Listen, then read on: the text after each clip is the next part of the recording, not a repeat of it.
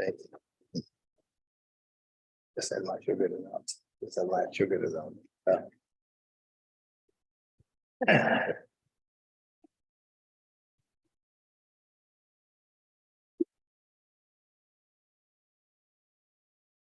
Good evening, everyone, and welcome to this meeting of the London Borough of Newham Overview and Scrutiny Committee.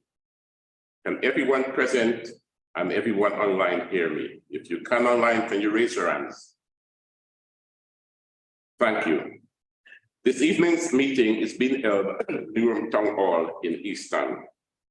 Members unable to join us physically at this location are able to do so remotely. However, they will not be able to vote and their attendance won't be officially recorded, although their virtual attendance will be in the minutes. I would like to welcome the members of the public and the press who are physically attending or watching on YouTube. With regards to meeting etiquette, members of the council, please can I ask that you indicate you wish to speak by raising your physical hand or your virtual hand if you are remote. This meeting of the London Borough of Newham Overview and Scrutiny Committee is now called to order. Before I go into item 1, can I ask members of the committee to agree reordering the agenda? Can I ask that we take item 1, 2, 3, and 4 in the order presented? And after item 4, can we move into items 7 and 8, dispense with those formalities before going into the substantive item on the agenda? Is that agreed? Agreed, please. Thank you.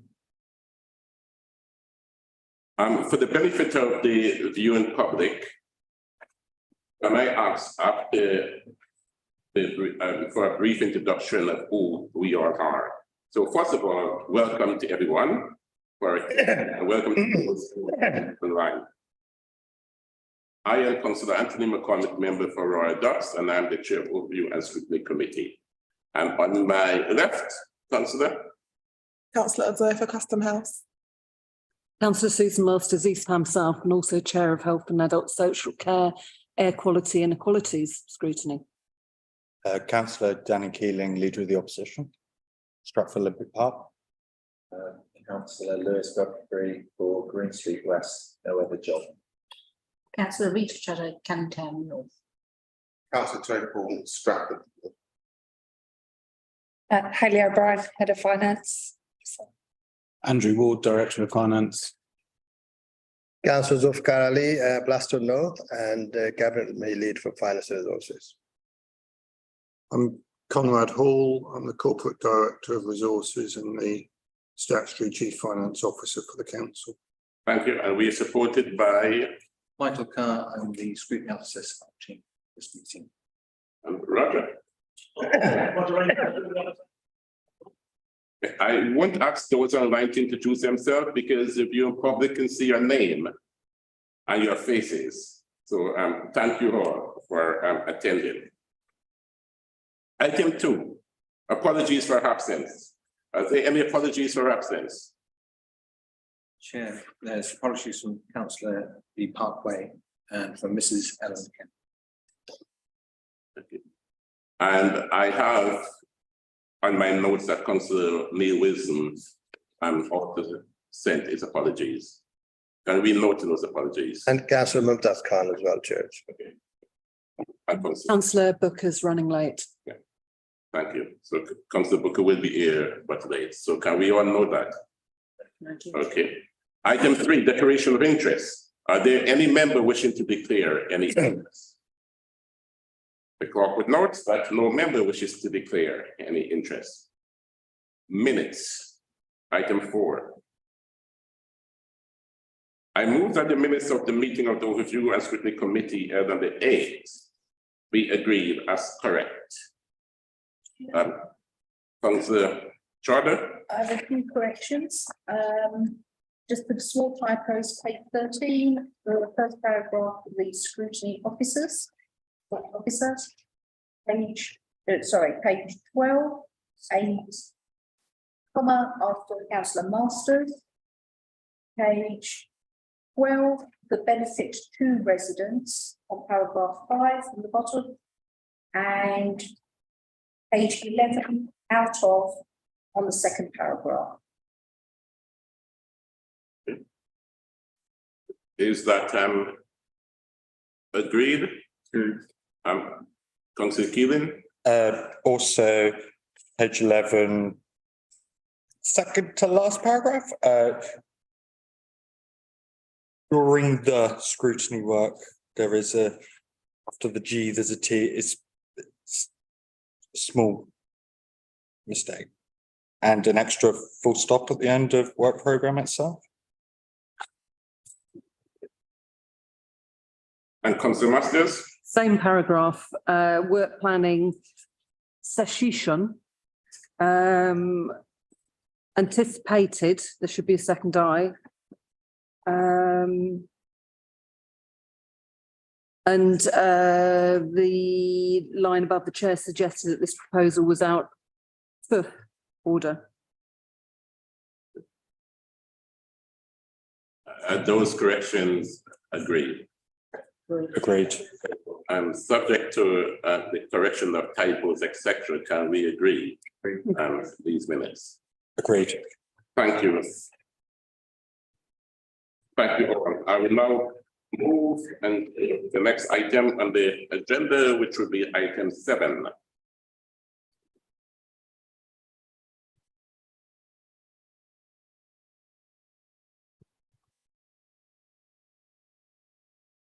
That's the scrutiny program. It's not enough. It's not in the agenda. Supplement. Want to agree, Chair? Yeah. Colleagues, you've got the work program in your pack that was sent to you. We have over the last months or so been working on the work program. It's been through all the commissions and it's been through overview as late as 2 evenings ago. Can we agree the work program? Agreed. The work program is agreed, and thank you for all your hard work in the last 2 months or so in getting the work program together. And also thank officers for collaborating with us in bringing this forward. Appointments.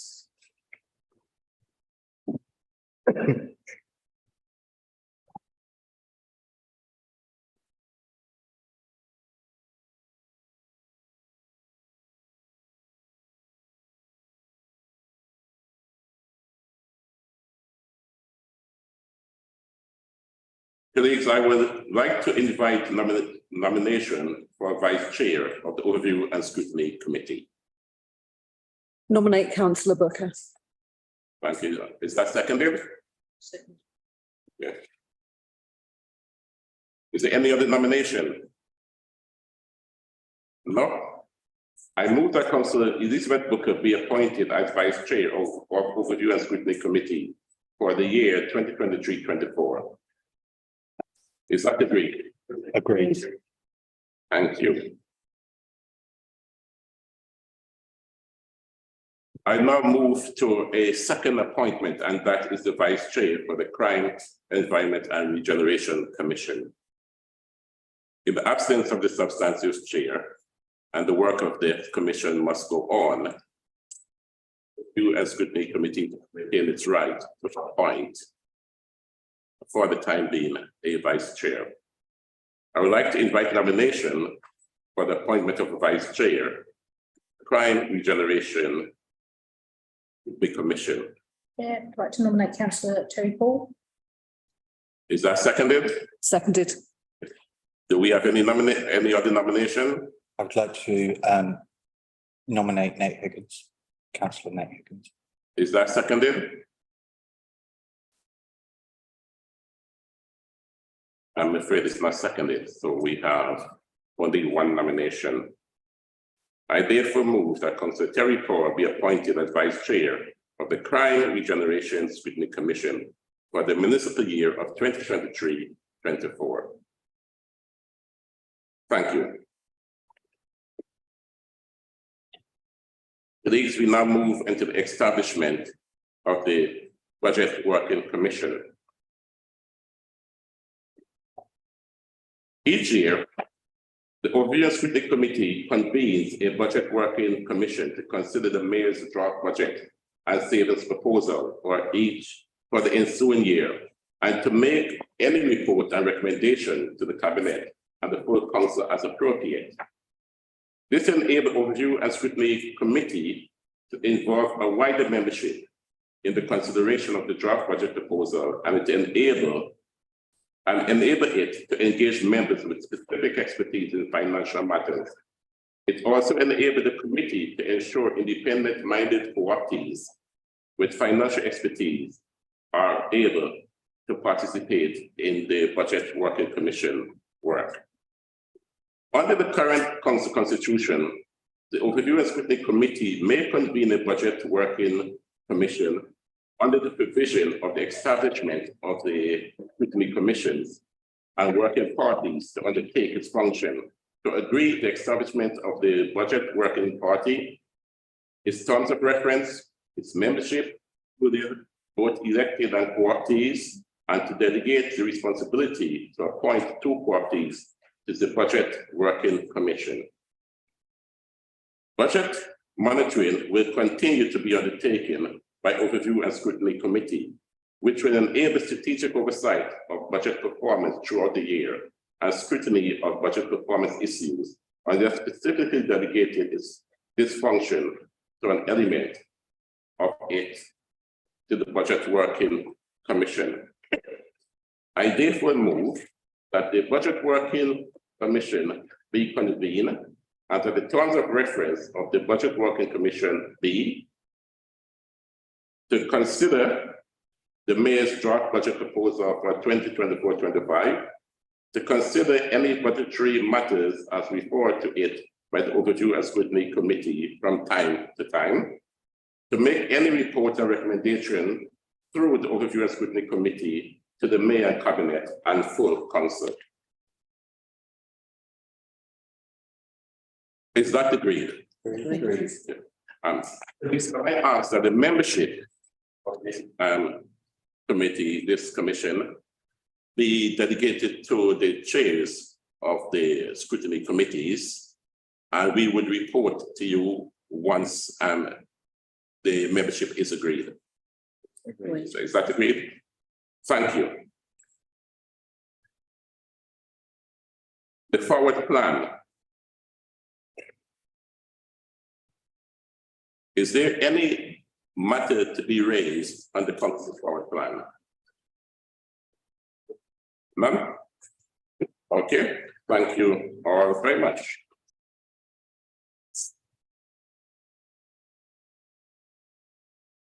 This now takes us to the substantive items.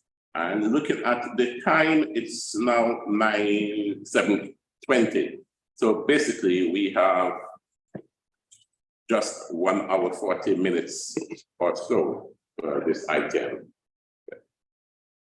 So I propose that we do it in 1 hour, 30 minutes about.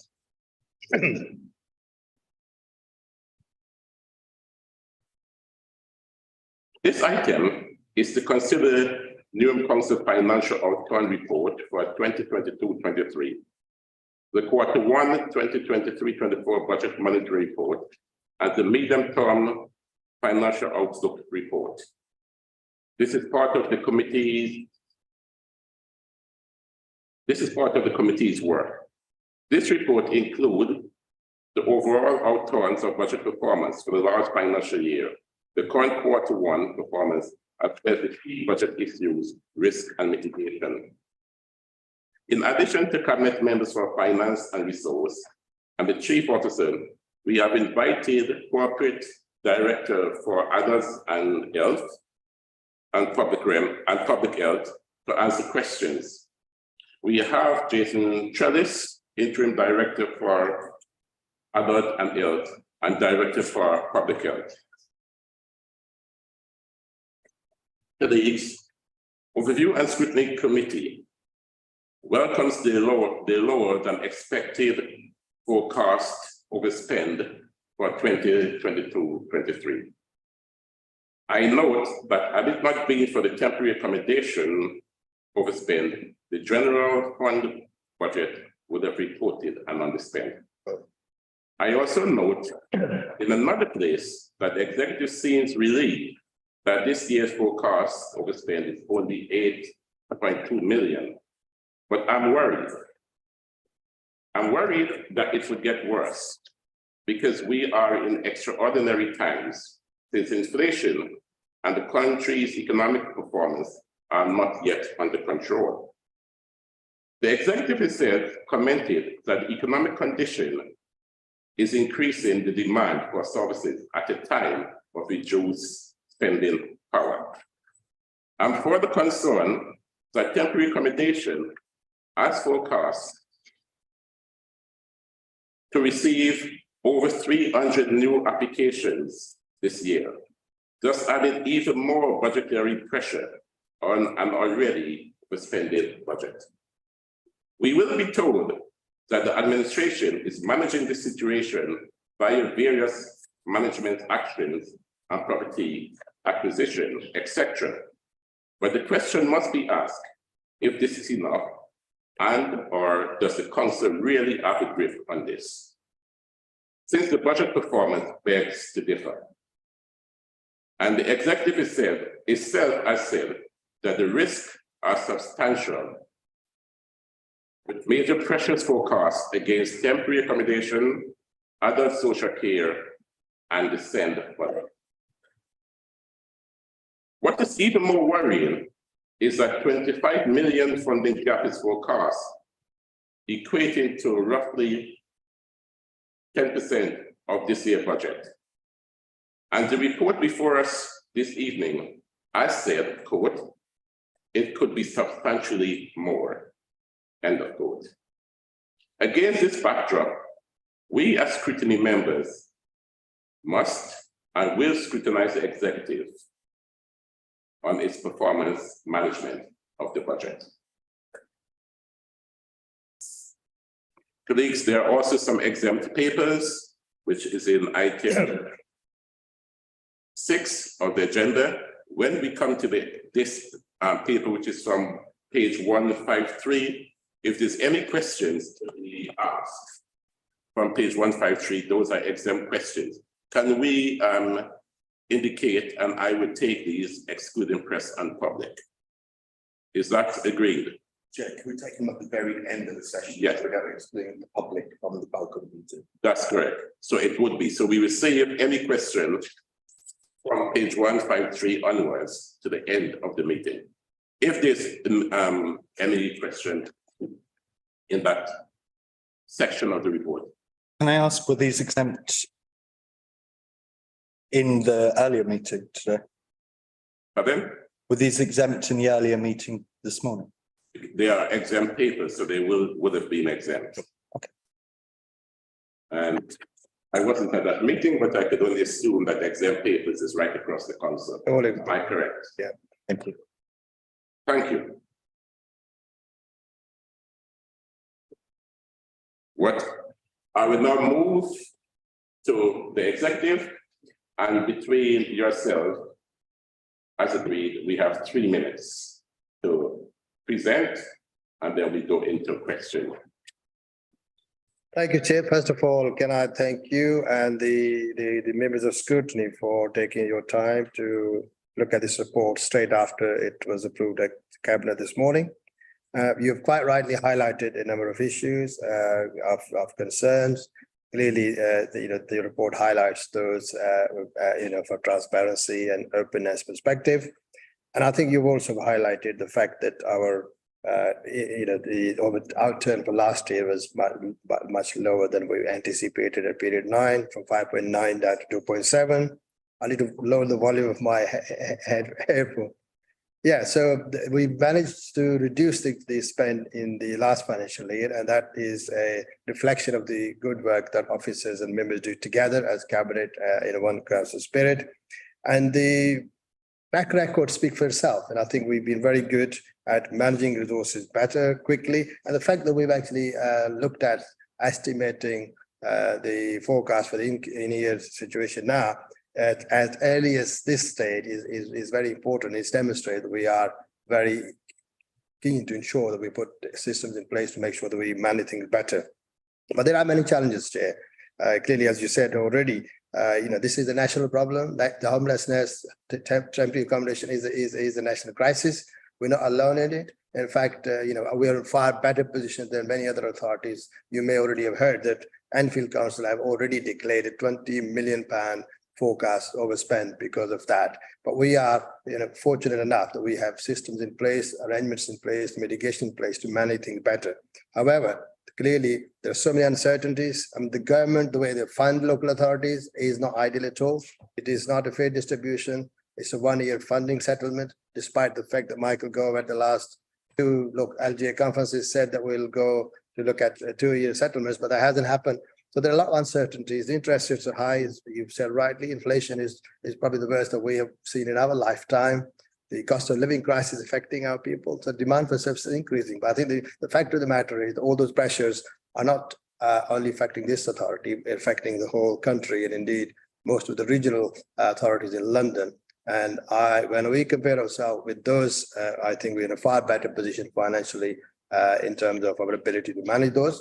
But there are a number of uncertainties and risks, which you quite rightly highlighted.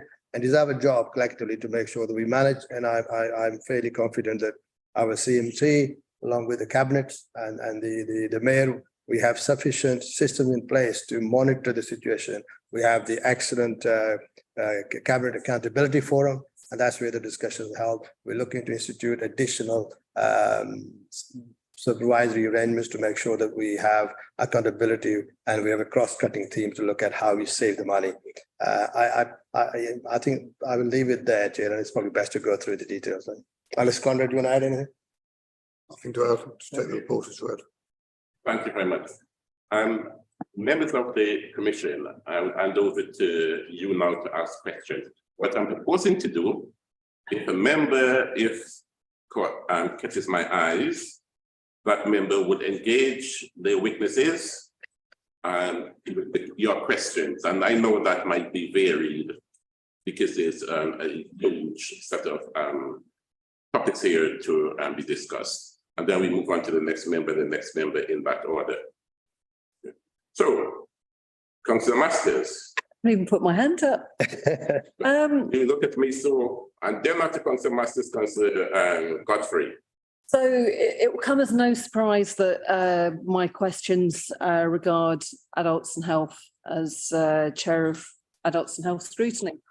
So page 38, 10.5, talking about the pressures of weekly costs for nursing and residential care in care homes and the extent to which they've risen. What's our plan for addressing this? And just to contextualise for anyone watching who doesn't understand the way adult social care works, all the provision now is private. We're operating under the Care Act, which specified that we had to have a market. So one of the real pressures we have is different boroughs fighting to get access to care home beds. So we're lucky. We have a number of care homes in our borough. Other boroughs aren't so lucky, but we don't own these care homes. So my question to you is, what's your plan to address this? Mute, Jason. Mute, Jason. No. Hear me now? Yeah. Can you hear me now? Yes. Yes. Great, thanks, Candida. Evening Scrutiny. So thank you, Councillor Masters, for that question. It's indeed a huge challenge. We are regularly being quoted amounts that are, in the region of 35% more for residential placements than we were paying 2 years ago. So it's having a huge impact. And you're right to say we do have some care homes in the borough, but we don't have exclusive rights to place Newham residents in them. They are, like you said, they're private homes. And just as we place our residents in other boroughs' homes, other boroughs place residents in our homes, and we have a small number.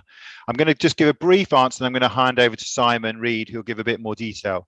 There's really two things that we can do. Well, there's two primary things we can do. We can try and reduce the numbers of people going into our care homes, into residential homes, and that's through our work on trying to support people in a more preventative way upstream, trying to address things differently through a discharge pathway, working with the NHS on things like intermediate care models, so that people do not go straight into care homes. And the reality is that we know that once people go into care homes, a lot of people don't come out of them. So that's strategy one, is trying to reduce the number of people going into care homes, residential settings. The other strategy is to try and get some more control over the market. And we're doing a number of different things, some over the shorter term, some over the longer term, to try and get control of that market and be able to have some more control over costs. So I'll hand over to Simon to say a little bit more. Thanks, Jason. Yeah, so in terms of there are probably two clear plans here that focus on care homes. One is the care home transformation program, and the other is the wider supported accommodation program. Not everybody who goes into residential care or nursing care requires that level of care. They often require a level of care that could potentially have been delivered in supported living or extra care. So part of our program is to enhance the number of in-borough high needs and extra care facilities. We are making good progress in that space. We have a 50-bed extra care facility starting in January this year called Leecroft in Canning Town. That will provide some opportunities. There is also a number of high needs beds for supported living being established in the borough at the moment. There will certainly be 10 this year, as a minimum 10 this year. So again, different opportunities to place people who require services, but outside of the care home service market. Within care homes themselves, like you said very clearly, Councillor, the market can do what it wants, but we've been working really hard with the in-borough care home providers to develop a stronger relationship with them. So they're willing to work with us, and we're having quite a lot of success. Towards the end of last year, we were able to block book a number of beds at a fixed rate, which is the first time we've managed to do it in that kind of way for a very long time. We are having ongoing discussions at the moment about expanding that. So we have a rolling block booking arrangement that will pick up a percentage of our need. And they're always with good quality providers who have got a good quality CQC rating as well. So there's an element about that. So there is that soft kind of power, that influencing kind of piece. And then there's block booking. And I guess the other bit then is, how do we secure in the medium term care home provision? We are purchasing Wakeling Court to be a care home. That will probably be around 18 months to 2 years once the refurbishment's taken place. We're exploring empty care home beds in the borough and whether we could achieve lease arrangements with them. We're still working that one through, so there are no specific details at the moment. And then, like Jason said, there's something about the hospital discharge pathway and the fact that Newham doesn't have an intermediate care kind of pathway. Please round up in your response. So yeah, the intermediate care is another option we're looking at the moment, and that would allow us to step people down rather than place them in care homes. Thank you. I'd like to ask a couple of follow-ups, if that's okay.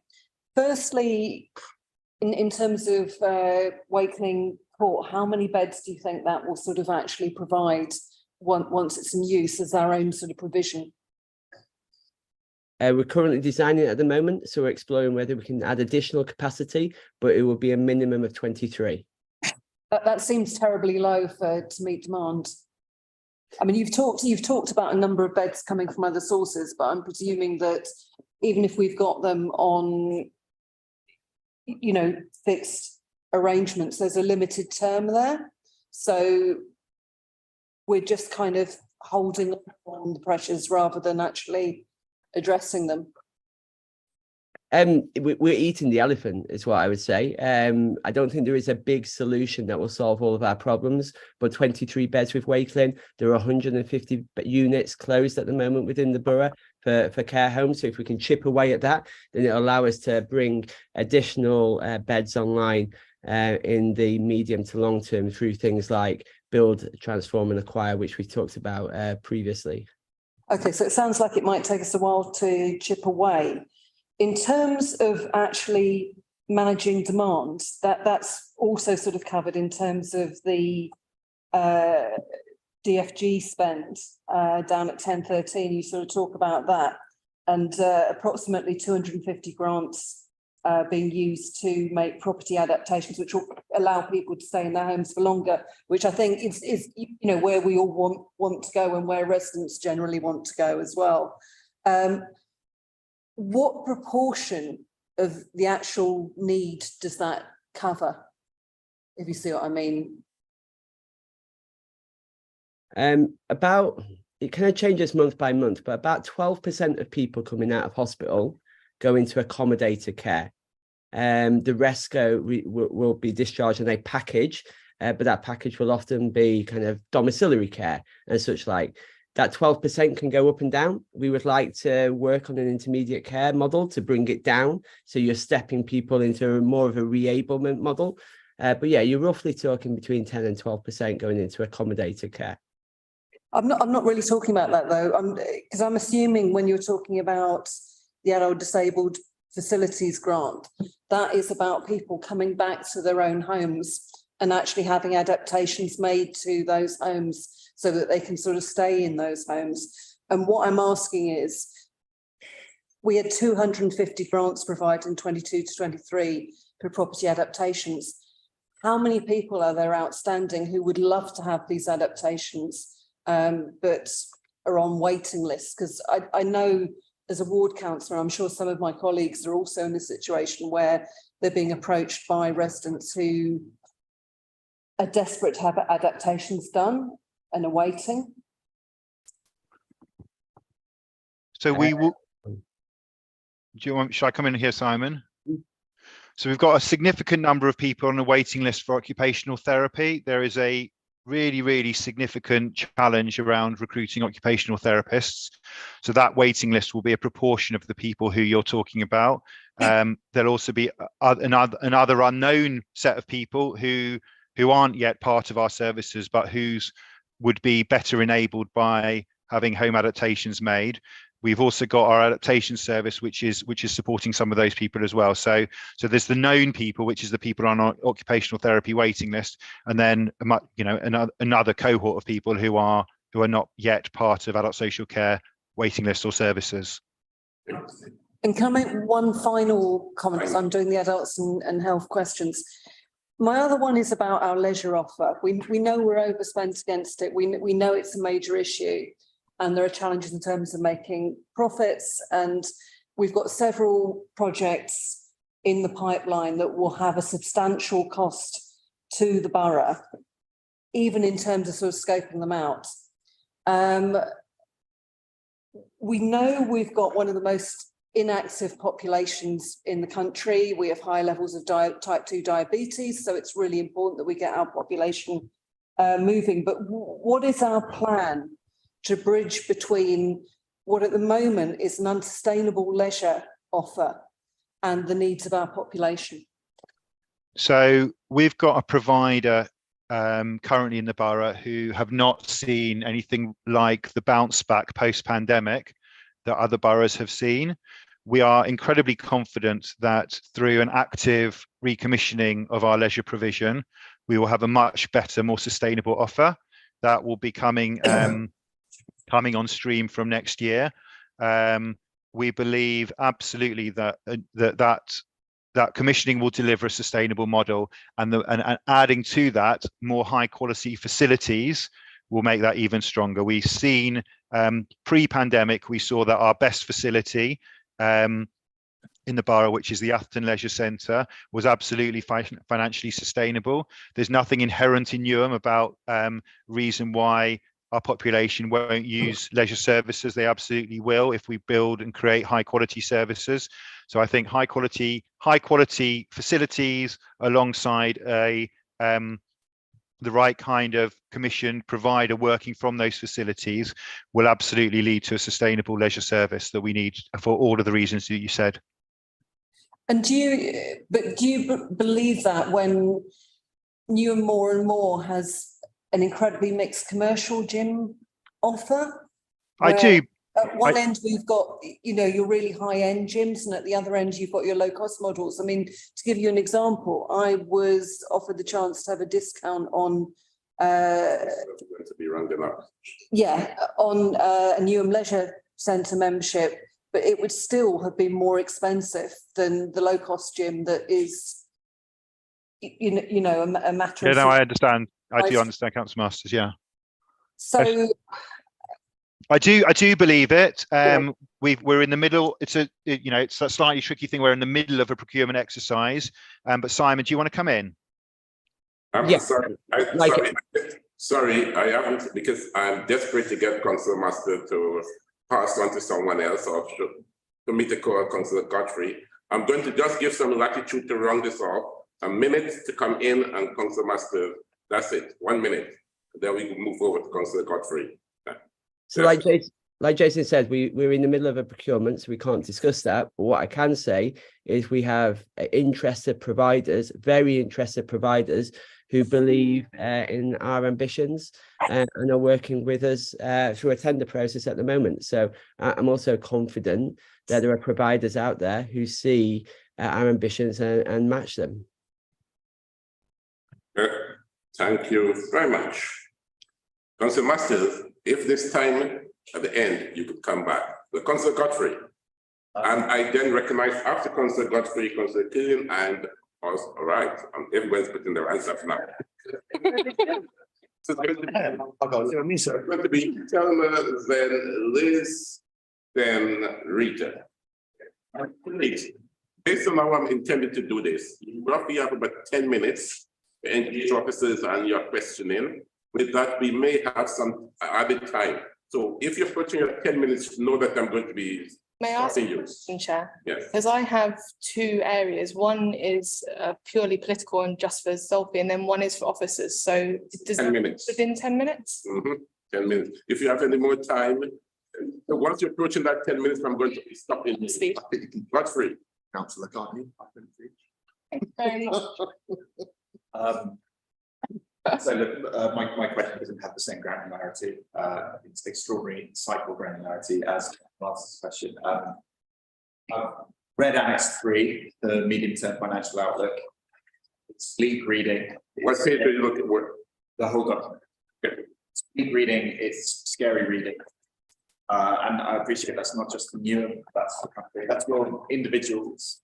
Can you explain the overarching approach you're going to have to finding these savings?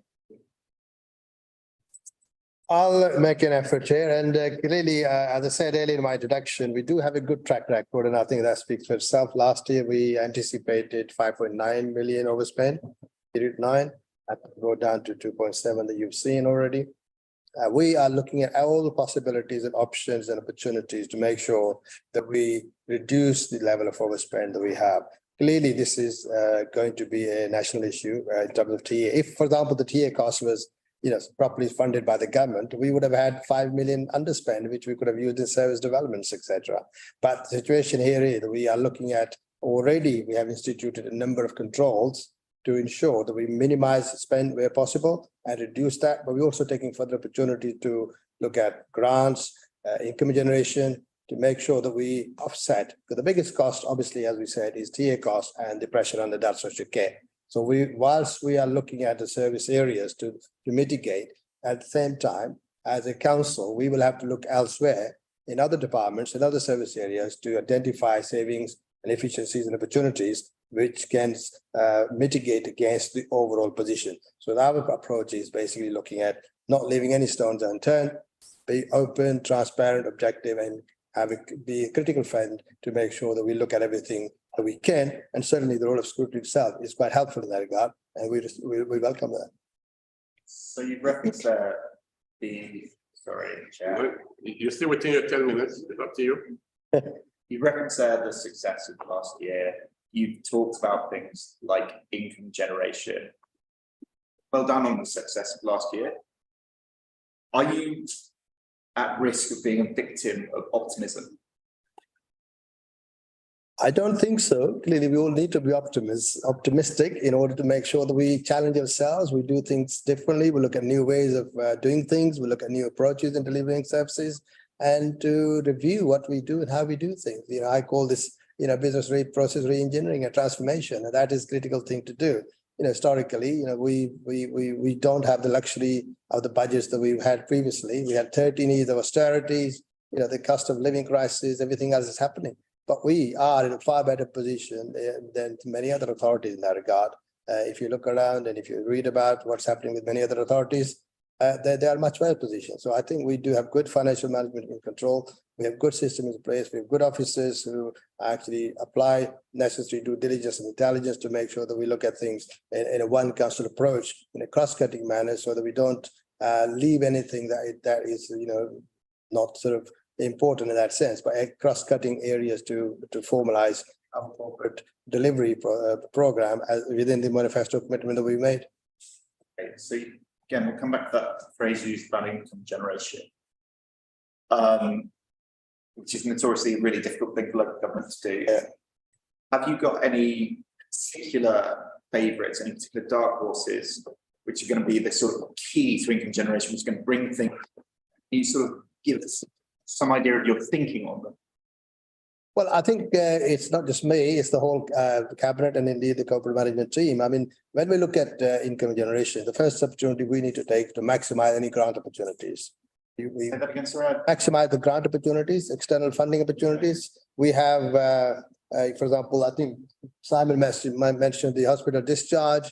We got the Better Care Fund, which we get paid for. And we got the winter pressure health funding sometime that we get from the health service. So there are opportunities within each department to maximize the potential for income generation. Historically, we've not been very good at actually being foresighted to see what opportunities there are to attract grant. And we're now proactively focusing on every possibility that we can get to bring money into the borough to subsidize or actually mitigate against the additional spend that we're having to incur. Ultimately, I think it's an issue for us to campaign, with other authorities across London and the rest of the country to force or pressure the government to actually properly fund adult social care, which is something they promised many years ago and they haven't done. And similarly with the TA cost. I mean, this is not a new making issue. It's a national crisis. We are part of that. And as Chair said already, the numbers are increasing, but we need to look at how we best manage it. So it's, I don't think anybody's saying that it's not a sort of government-made crisis, but I just think we're saying that we're the ones who have to deal with it. In Annex 3.16, talk about this potential income generating opportunity. Talk about hypothetical income capital receipt from the sale of assets. What assets, hypothetically, do you have in mind? Well, council has a number of assets, and clearly, as administration, we need to decide what we do with them. And if the best option is that we can't reuse them and we need to sell them, then that's the decision we take. I'll invite Conrad to take it further. Chair, would it be helpful if I just provided a bit of context to this? I mean, I think it's important to see this report as the start of a budgeting process. So expect there to be detailed plans at this point in the year. So I'm not asking, perhaps I can clarify, I'm not asking for a detailed plan. You talk about a hypothetical one, but I'm trying to think of a specific one so I can sort of work it out in my mind where your thinking is. Can you think off the top of your head one which you might have in mind, which could be an example of this? Well, I'm not sure I'm going to satisfy your question entirely, but as the author of the report, £100 million is a nice round number. It's easy to do the sums on it to illustrate the impact you could have on the revenue budget. So if you were able to sell asset or assets to the sum of 100 million, what that paragraph is showing is the impact it would have on closing your funding gap. Sure. And when you think about that, so I didn't really, I understand that you can't sort of give me an answer to it, but I'm thinking you're selling this like a block or something, right? It's a really fluctuating market. It's a really volatile market, the housing market at the moment. It's one where price can go up and down. And it's one where you're not necessarily going to be assured of a quick sale, but you're talking about this as a potential option for short and medium term. Is that realistic that you'll be able to get this through in that time? I don't think we're suggesting that will happen. I think, you know, what we're trying to do is illustrate the sort of things that the council is going to need to contemplate in order to bridge the budget gap. And put another way, if you like, if the target for next year is 25 million, and that you know, that calculation is hugely hedged, of course, there's a great deal that we don't know from central government and so on, but suppose that is the target. By way of context for that, the pay bill is around about £100 million, something like that. So if you did it purely by staffing reduction, you're talking 1 in 6. Now, obviously, one wouldn't do it purely by staffing reductions, but it's just emphasising the scale of the challenge. But this is pretty consistent with what other local authorities across are facing. Okay, and then I think it's probably my final, Chair. I'm so glad you allowed me to manage this. Thank you. It's so in that appendix, what I've got from that exchange is things are going to have to be big. It's going to be big changes. It's going to be shocking changes. Cut. Depending on the severity of what may happen over the next few months, etc., because we don't know what government is going to do. I mean, like, for example, TA cost is the big impacts on us, and that isn't alone. So if the government decides to actually fund some of those costs, then that will help us to reduce our budget. But so there are uncertainties. But I guess the question, in the worst case scenario, politically, how do you explain that to residents? How do you ensure that you get residents inside?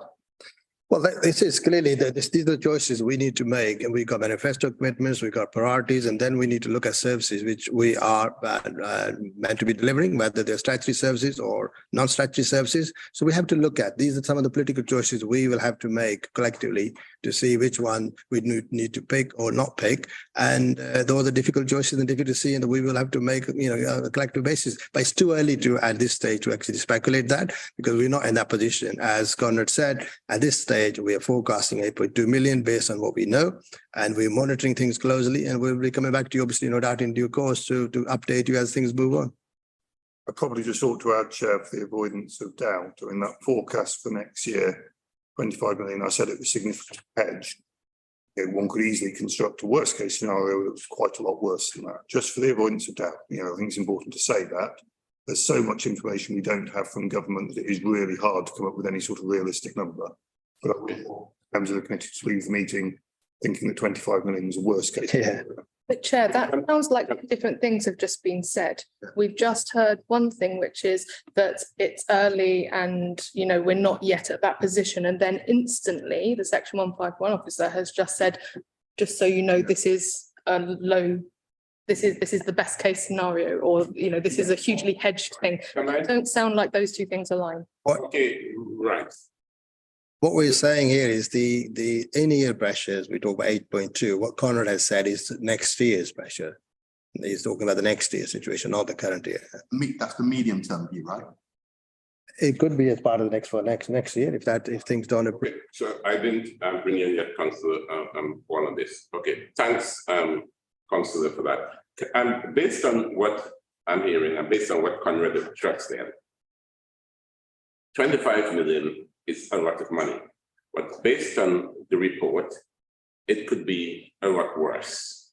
And if it's a lot worse, and selling off the family silver is not the only options that we have. And I suppose what the member was asking, and I would want to know, and my residents want to know, what else can we do?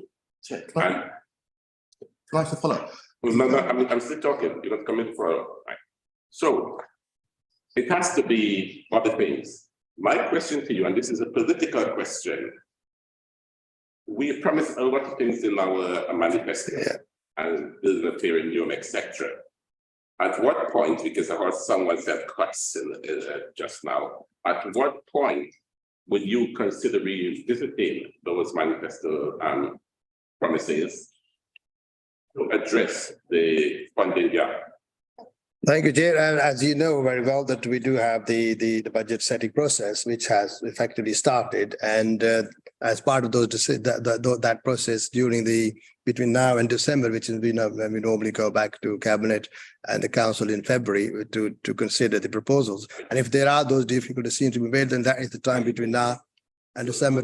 Councillor Ali, are you open to revisit the manifesto and to say to the mayor, Madam Mayor, these are our manifesto commitment, but we do not have the money to deliver. Are you willing to say that to her? Well, ultimately, Chair, if, for example, we don't have the resources to deliver things, then we have to review what we do and how we do. And if that requires a manifesto promises review, then that's something that will have to be looked at when time comes. But I don't think we're there yet. Sure, can I Thank you. well, just go forward. 25 million is the funding gap in the paper. In level of confidence, is that the bottom, medium, or top end of expectation?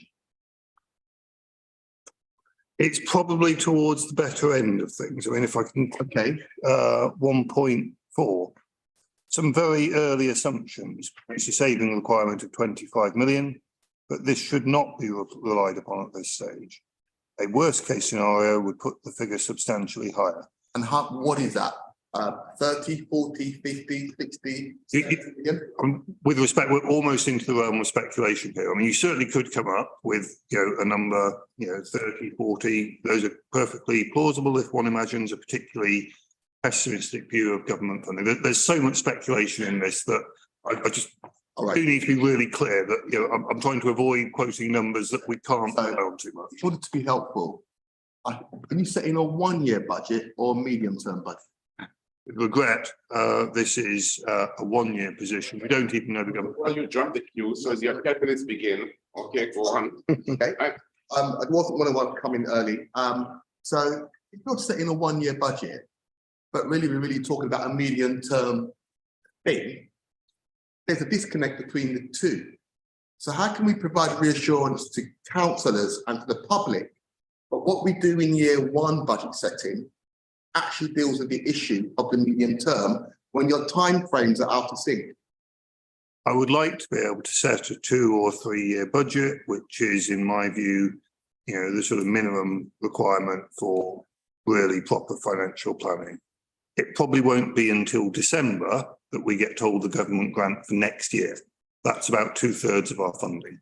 Okay. So, with that, that is why adopting a short-term approach, I agree with you, a longer-term approach would be much better. But given that lack of information, it's just really not practical. So if we see a 1-year budget, that is not ideal. Yeah. Right. So really, we should expect a medium-term financial view. But if we don't get that, that is a suboptimal position. Would you agree? Okay.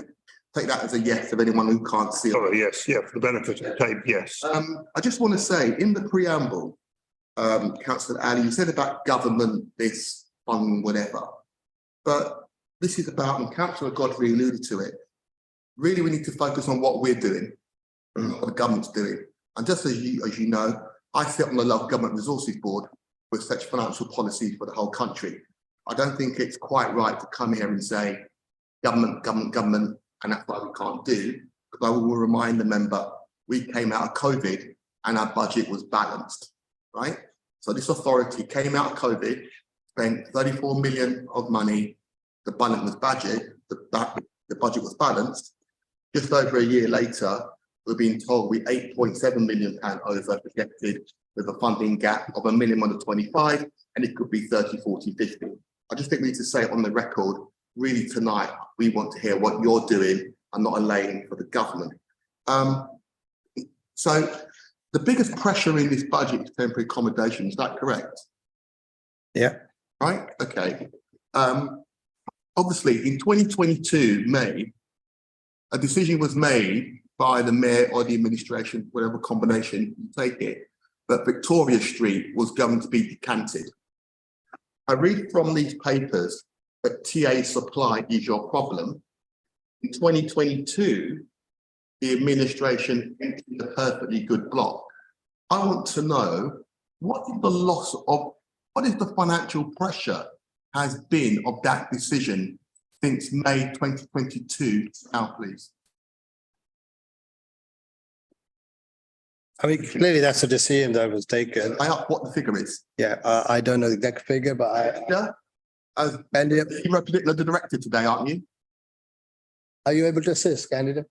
What's You're the, on mute. you're on mute. What's the loss of income in Victoria Street, please? Sorry, I don't know what it is over that particular period. Can you find it on your computer? Right now, we can tell you what we've budgeted for void loss for that. Chair, we've got the director there from housing and we've got the financial accountant. Can you perhaps, I'll come back to my question in a minute, but I want to know what the loss of income has been since May 2022 in Victoria Street, please. We'll be able to get that for you. Tonight, and wait, we can pause. Yeah, Pause. okay, right. Okay. Can we come back to that one, please? All right, I'll come back to my question in a minute. That's fine. Can I get some clarity on this before we move on? Would we be able to get the figures during this meeting? Is it possible? Yes, they should. Yeah, we'll try, Chair. Yeah. Okay. So to be clear, I want to know the loss of income and the loss of housing units since that decision was taken in May 2022. Okay. Also, I note the Budget Working Party alluded to the issue of Victoria Street. One of the recommendations was to have a plan. Just read the executive response, and it said at the end of the first quarter, there'd be a TA housing TA plan. Can we have the plan, please? Do you have the plan? Can we have the plan? Candidate? Can you direct me to the bit in the report that you're referring to? We have a lot of plans. It was recommendation 4. Recommendation 4 at the budget papers in March. So it was from the budget scrutiny report. So this is our this is our homelessness response programme. So this is a huge cross-council programme that we have, which is... Candida, sorry to interrupt you. I know that. What I'm asking for is for the plan, because in the report signed off by your director and your lead member, it says at the end of the first quarter, that plan will be produced. Can I have, where is the plan? It says it would be shared. We did It will be shared with us. We have produced that plan, and as far as I'm aware, we had shared it. But if we haven't, that's fine, because it's up and running, it's produced, it is a detailed document. And very happy to share it again. Okay, so the question would be, the decision to close Victoria Street has had a negative impact on the financial position, not only of housing, but of the councils. That So who are you asking that question to? You. Well, my position is that I can comment on the financial position of housing in the temporary accommodation budget. That's fine. And yes, we do have, obviously, when we have void properties, we have void properties at Victoria Street. There is a cost for void properties and a lot of income. So Candida, just to recount the question again, the decision to decant from Victoria Street, which is approximately over 250 units, I think, from memory, you might correct me. There are 216 units, yes. Okay, so we've had 216 units. A decision was made to decant those units at a time of temporary accommodation pressure, and they remain empty. Has that had a negative impact on your financial position? That has had a negative impact in that we have void costs and we don't have income for those properties. Not 216 though. Question. There are currently 100. Can I intervene here, please? Councillor Paul, you must give the officer time to respond before you come back. Sorry, Chair. Thank you. Okay. Carry on. Continue. Okay. Let Candida carry on. She was halfway. Candida, you can carry on. Sorry. Yeah. So we still have 103 units at Victoria Street in use. So we haven't. It's not the whole 216 units. And the figure of the rental income loss for the last financial year is 0.6 million.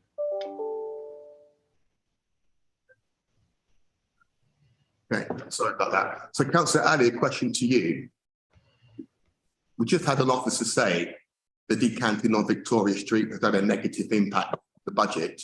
Would you concur that politically? It hadn't been the decision. The figure that the officer has given is obviously the correct figure in terms of the loss, but in terms of Victoria Street, as you may be aware, that we have looked at to rebuild, another one to refurbish it. But so I've got the question I asked. The question I asked, the officer just said, but the decision to decant Victoria Street at a loss of £600,000 a year has had a negative impact on the budget. You came here earlier and you said at Cabinet this morning that temporary accommodation is the thing which is causing us the problem, right? Exactly. So you will concur, but the decision to decant from Victoria Street was a negative decision. It is a decision that was taken, but I think we need to look at things in wider contracts. Clearly, there are mitigation plans. We're looking at better use of voids and other properties, acquisition program. So we need to look in totality, because if you're looking at a policy, then you can't simply pick up one element and say, I mean, I do accept that there is that reduction, but there needs to be looked at bigger context. That's what the job of the administration is to do. I just want to talk about this issue. Yeah. Deal with the bigger one. You came here this afternoon, and said in this room to Cabinet, but the temporary accommodation is a thing which is worrying. Absolutely, it is worrying. Heard an officer say this has had a negative impact on our budget. Yeah. Right? Well, okay. So you would concur the next step is clearly that is the case. I accept that, but I think the issue is that we can't just pick up one element in terms of the bigger issue. The CATIA is a bigger issue. There's a bigger mitigation plan to deal with it. This is just one element. And there are compensatory action plans that the fire department is taking to reduce the impact. And that is clearly what is. Ali, we just heard from section 151, but the minimum at least is £25 million funding gap. It's going to be more than that potentially. Potentially, we just heard. But there isn't a high confidence, but we'll get a medium-term financial view. You just said earlier on the figures are really bad because of temporary accommodation, and you seem quite dismissive when an officer says to you that it's had a negative impact on the budget. I'll leave it at that. Sorry, okay. I'm saying, is that a legacy hand, or do you want to come back? Sorry, was that me? Do you want to come back, or that was just all hand? Yes, sorry. Just to say that obviously we would, when I gave that figure of what the rental loss is, I would just like to say that we would always expect to have some void loss in a property. So we would expect there to have been around about 200,000 maybe void loss in that property. And also I would just like to say as well that we need to remember the reason why that decision to decant Victoria Street was taken. Which was the decision that property wasn't suitable for families to be accommodated in the long term. Make that decision. Okay, Conrad, and then I would ask Candida a question on that. Candida has already largely made the point that I was intending to make. Everything the council does has a cost, pretty much. Clearly, your job as politicians is to decide whether the cost of that is worth it, bearing in mind the other factors, political and quality of service and so on, that influence that decision. It's not just purely a financial decision, is my point, in a politically run organisation. Thanks, Ali. The officer just said that the decision was made because what was suitable for families, and I get that. But is it not suitable for single people or couples? But we not just have kept it to house single or couples? Well, theoretically, it is, but as has been said already, the decisions aren't always purely financial. There are different reasons, different political reasons for making those decisions. And as I said earlier, there are plans in place to look at appraisals for actually refurbishing this or rebuilding this. And those plans are being looked at right now. And option will come back to Cabinet to decide whether we should rebuild it completely or refurbish it. But clearly, there are mitigation plans that are in place. And I mean, the fact is, yes, we are losing money. We have lost some money, but that is effect of the matter, but that is as a result of the other policy decisions that we've probably taken. Just a quick one. Do we have the figures of how many single persons or couples that we are housing in temporary accommodation that could possibly be housed in the Victoria Street? You have those figures? Canada. I do. So can I just say, first of all, just to be very clear on this, the decision was made, Victoria Street was being used to house families with children, and the decision was made that that was not a suitable accommodation for them to move, which is why the decision was taken to decant that. Originally, Victoria Street was used for single people, and there were. Can I interrupt you there?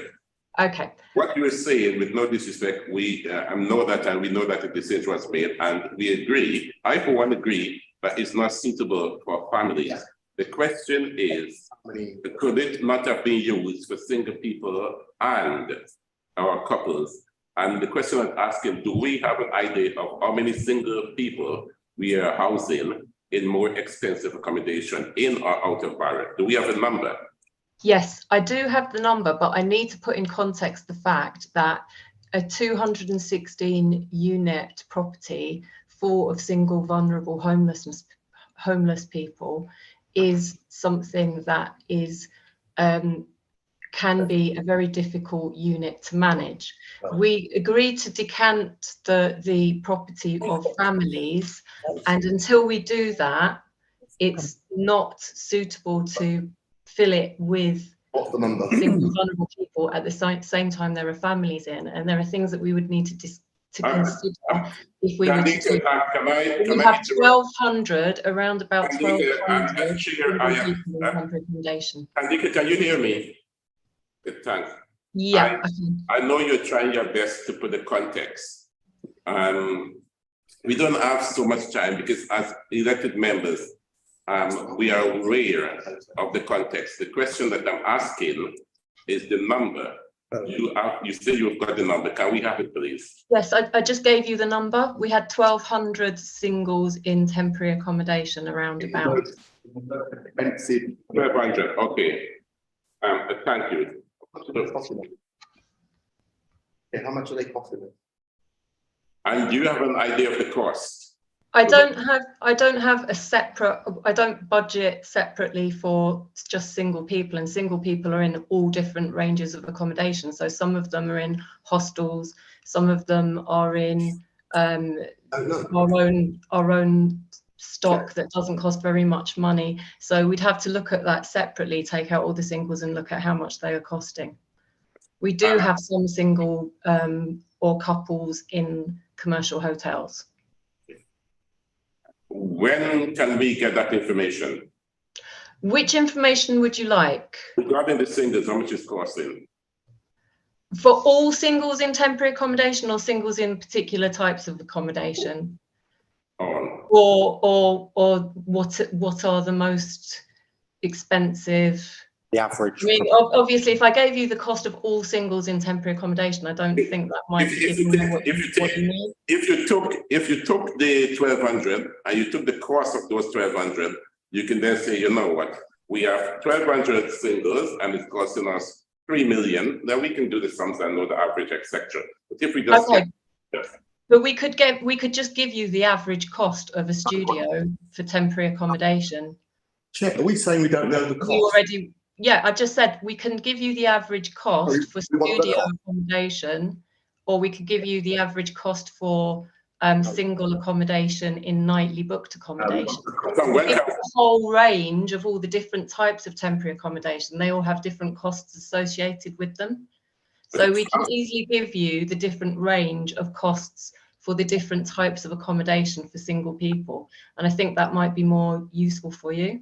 Okay, Kandika. I don't want to risk prolonging this bit. So what we can do. Can I ask a follow-up question? Just 1 minute. Through the scrutiny office, we're going to elaborate on this to get some more detailed information that we can publish to the committee. It's quite easy. You've got 1,200 people in various tenures, which the Newham Council is actually paying the bill for, right? So we know how much we're paying. We would like the cost for those 1,200 people in all tenures. You can't say you don't know the cost because we are paying the bill. Right, that's it, Councillor Conrad. Yeah, Candidate Thompson hasn't said that we don't have financial information. She has explained that the costs quite naturally are not held according to the type of family, single couple, singles, couples, families, whatever, but by the type of accommodation that she's offered to provide, the average cost that would provide a good proxy for the information that the committee is asking for it. I do not think it's the case that officers said they don't have the financial information that's been requested. We can always do more and more and more analysis and give you a more and more precise figure. I think the chair has indicated that a simple average that provides a proxy for the answer to the question that's been asked will be satisfactory, and Canada has said that that can easily be provided. Yes, and can we, so the question is, what I'm going to do, I don't want to prolong this, so we will do some work tomorrow with the scrutiny office and yourselves in getting, refining this so that we get the information that we're looking for. Thank you. Councillor Masters. It was kind of a spin-off from where Councillor Paul was going, but I'm looking at it from the other side. And that is, there are a lot of families that were taken out of Victoria Street. Where are they being housed now? Because all I'm hearing about is families who are in hotels where they've got no kitchens. And would people say that the accommodation they're in now in hotels is actually better than they were having at Victoria Street, where I'm assuming they would have had facilities at least to cook and refrigerate food or medicines, or because this is a major problem that is countering both my hats on. That is a valid question. They have been taken from Victoria. So it's going to cost more money, isn't it? Do we know where those families are from? Hotels. You know, is the quality of accommodation we put them in actually better? Okay, what about that question? Where have they gone to? Well, I'll have to be candid. I'm happy to answer that question. Nobody from Victoria Street has been decanted into a hotel. So most people from Victoria Street have either gone, some of them have gone to permanent tenancies because they've been successful in bidding for permanent tenancies, and others have been offered alternative forms of temporary accommodation. A lot of them have been moved to temporary accommodation within the council's own stock, and some of them have moved to private sector accommodation flats. Whether or not, sorry, Chair. Okay, thank you. Now, I must go back to the order in which we were going because we're going to get sidetracked. Billy. Thank you, Chair. Unlike the Cabinet Member for Finance, I'm not going to be optimistic. I'm going to be realistic because I hope we're not playing optimism figures. I would like to understand why we spend 3 times the amount on the Mayor's office over climate action. Well, in terms of the staffing costs? I just see here 0.9 against 0.3. And if we're having a realistic, being truthful and trying to tackle a climate crisis. What page, Danny? Oh, sorry, page 108. 108. Under resources financial forecast. Yeah. On 12.1. Well, I think the simple answer there is that the Mayor's office is an important office in order to coordinate what goes on in the council and other liaison, etc. But we have had staffing difficulties over the years in order to fully staff it on a permanent basis. So I assume that I think finance can correct me, but I think usually it's because of the temporary staff that we had imposed over the long period. But we are making every effort to put staff in the permanent roles as far as possible, but we have had some recruitment difficulties. Andrew? Thank you. So there's £0.3 million indicated in that table as the budget for climate action. So that is almost entirely, I think, the staffing budget for the climate director and some ancillary staff as well. And really, it's their job and role to coordinate the council's response on climate action. So that's not the totality, if you like, of the resource being put into that priority. It's that they're the sort of focused resource that pull together the council's overall response. So Yes. That's just one other thing to add, and I'm just urgently chasing the number on this, which I may or may not be able to get during the meeting. If not, I'll provide it afterwards. Those are net figures on staffing. The Climate Action Director has already attracted significant grants into the council because many of the climate related works that we need to do are not spending on staff. So in, for example, retrofit and other actions like that. I'm just trying to get, and he may, in fairness, it's after 8 o'clock, he may not be working. I'm trying to get a figure during the meeting for the grants that he's attracted so far. If I can't get that during the meeting, I'll provide it afterwards. So we're specifically talking about staffing here. So we are throwing nearly £1 million at the mayor's office against 0.3 to climate change and people that are employed to tackle climate change. I know the mayor's office is on the top floor, but still, do you think that that's sustainable when the climate actually hits and it's underwater? Because we have not invested enough in actual climate action.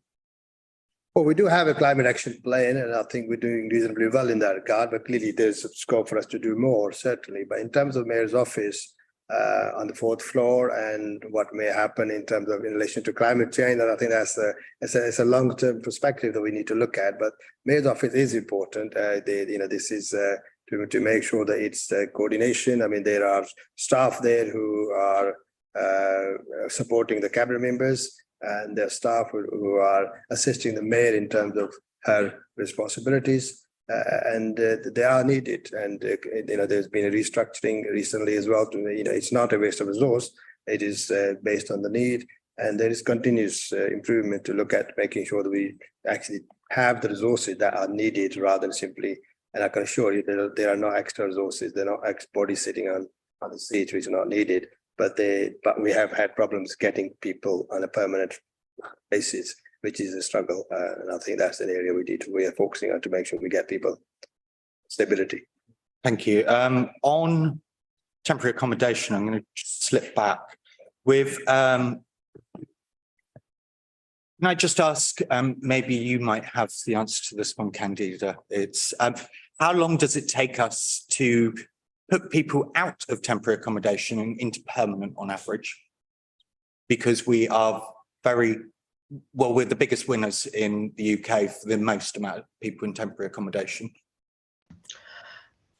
So for averages of how long people can be in temporary accommodation before they're successful in bidding for permanent accommodation, range depending on what bedroom size it is. Obviously, if you look at, for example, 4-bedroom properties, we hardly have any come up.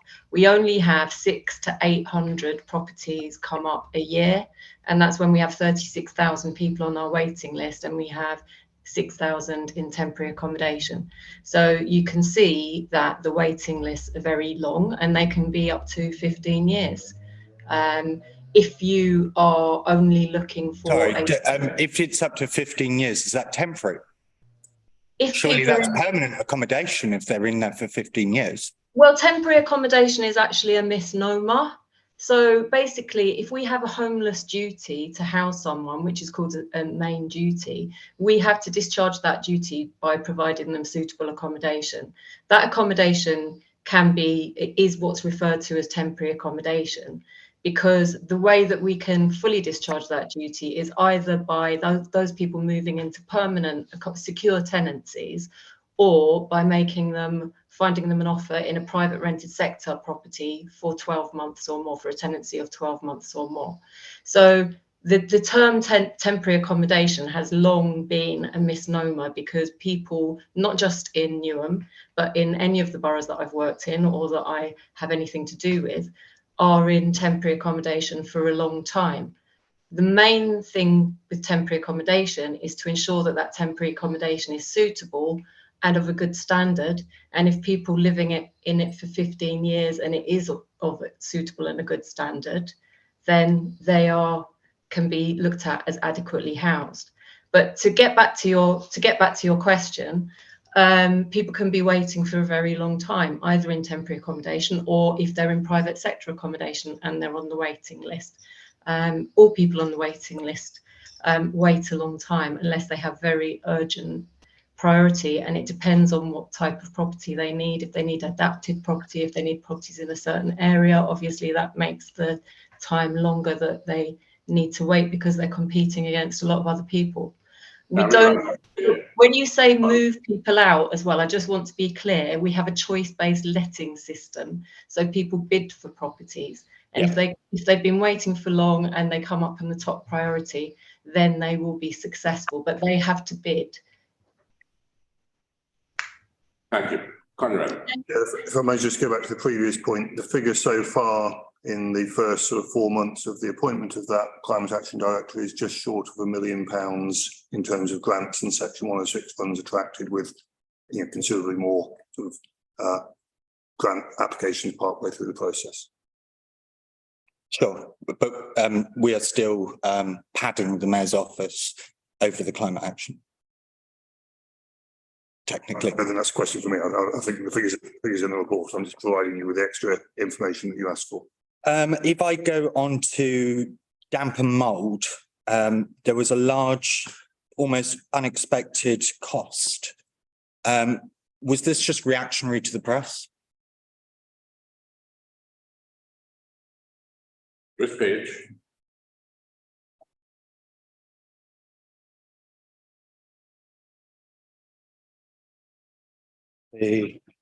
Sorry. 99, wouldn't it? You say 99? A bit roundabout there. I'm just trying to find it myself to help you. I did.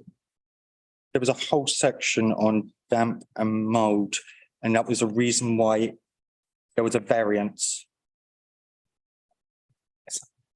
Okay, you could continue. Point 11 on page 100 has a reference to it. I don't know if you're looking for something more detailed.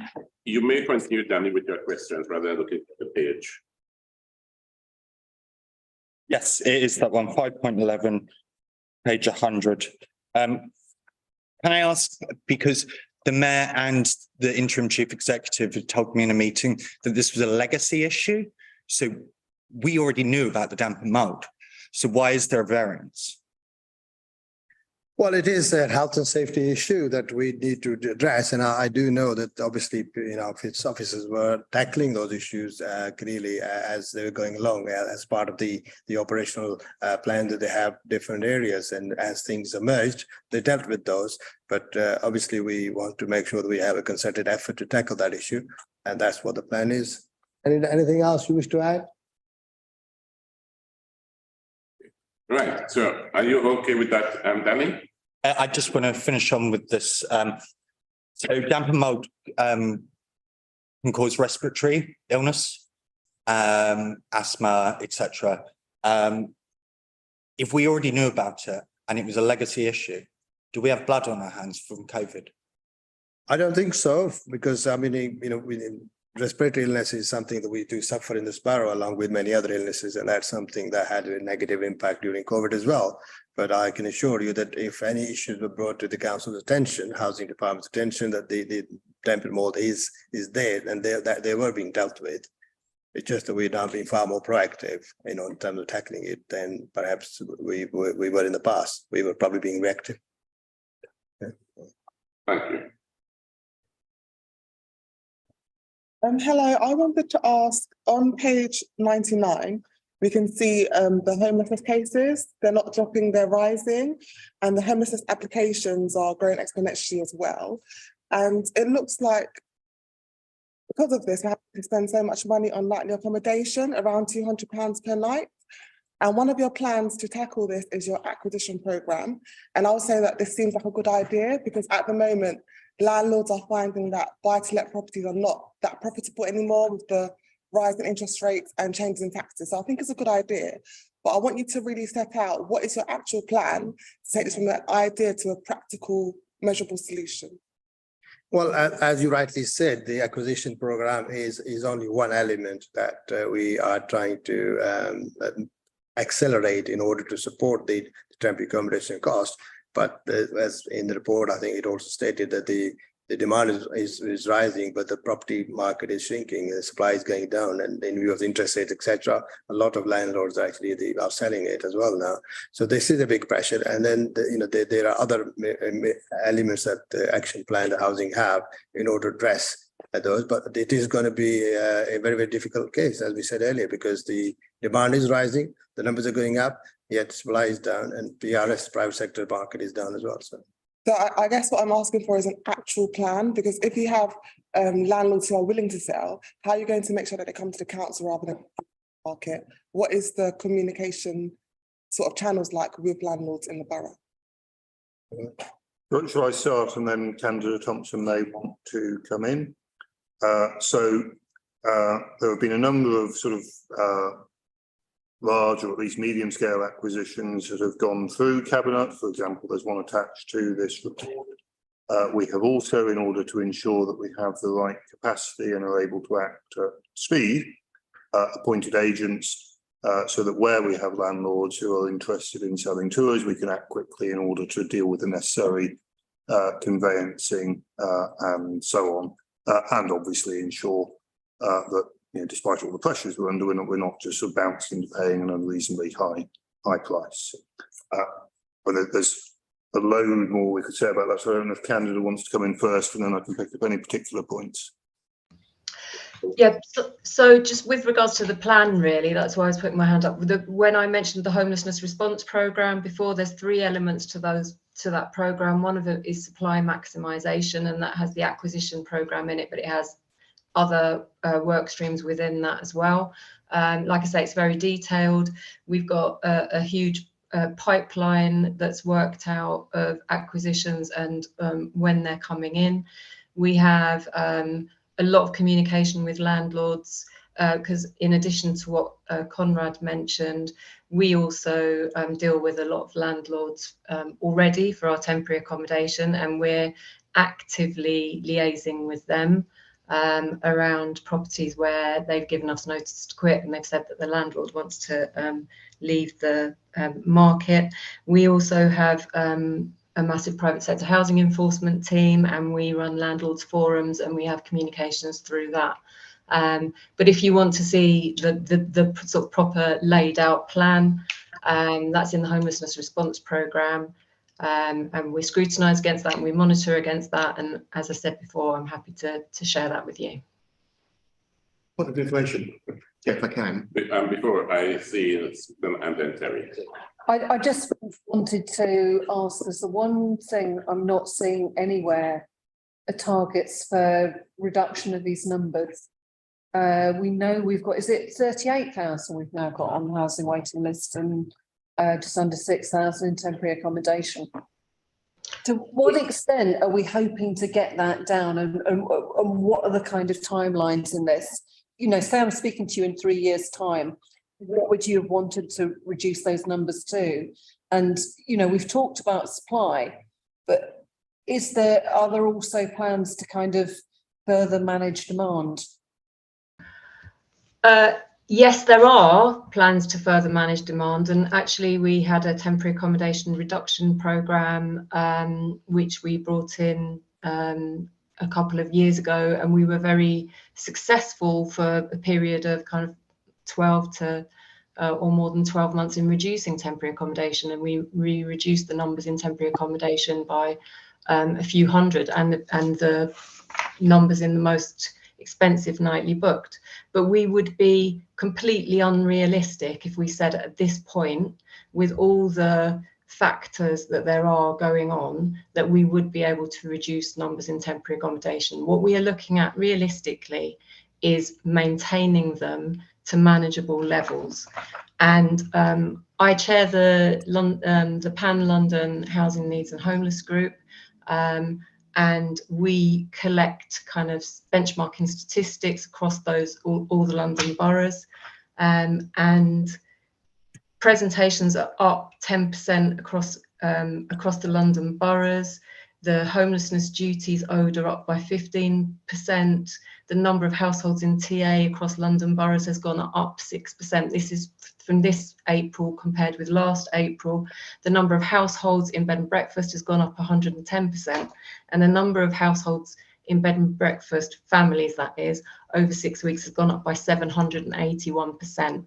And that's across London.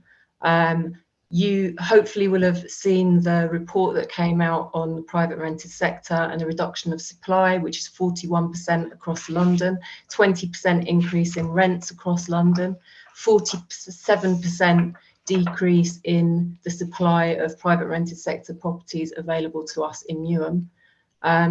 So reducing numbers in temporary accommodation with the background of all the cost of living crisis and things at the moment is not particularly realistic. So we're putting in a lot, and we have put in a lot of things to manage demand. And actually, if you see the graph that is, I'm not too sure what page it is, which shows how our applications have gone up exponentially by about 20 or 30%.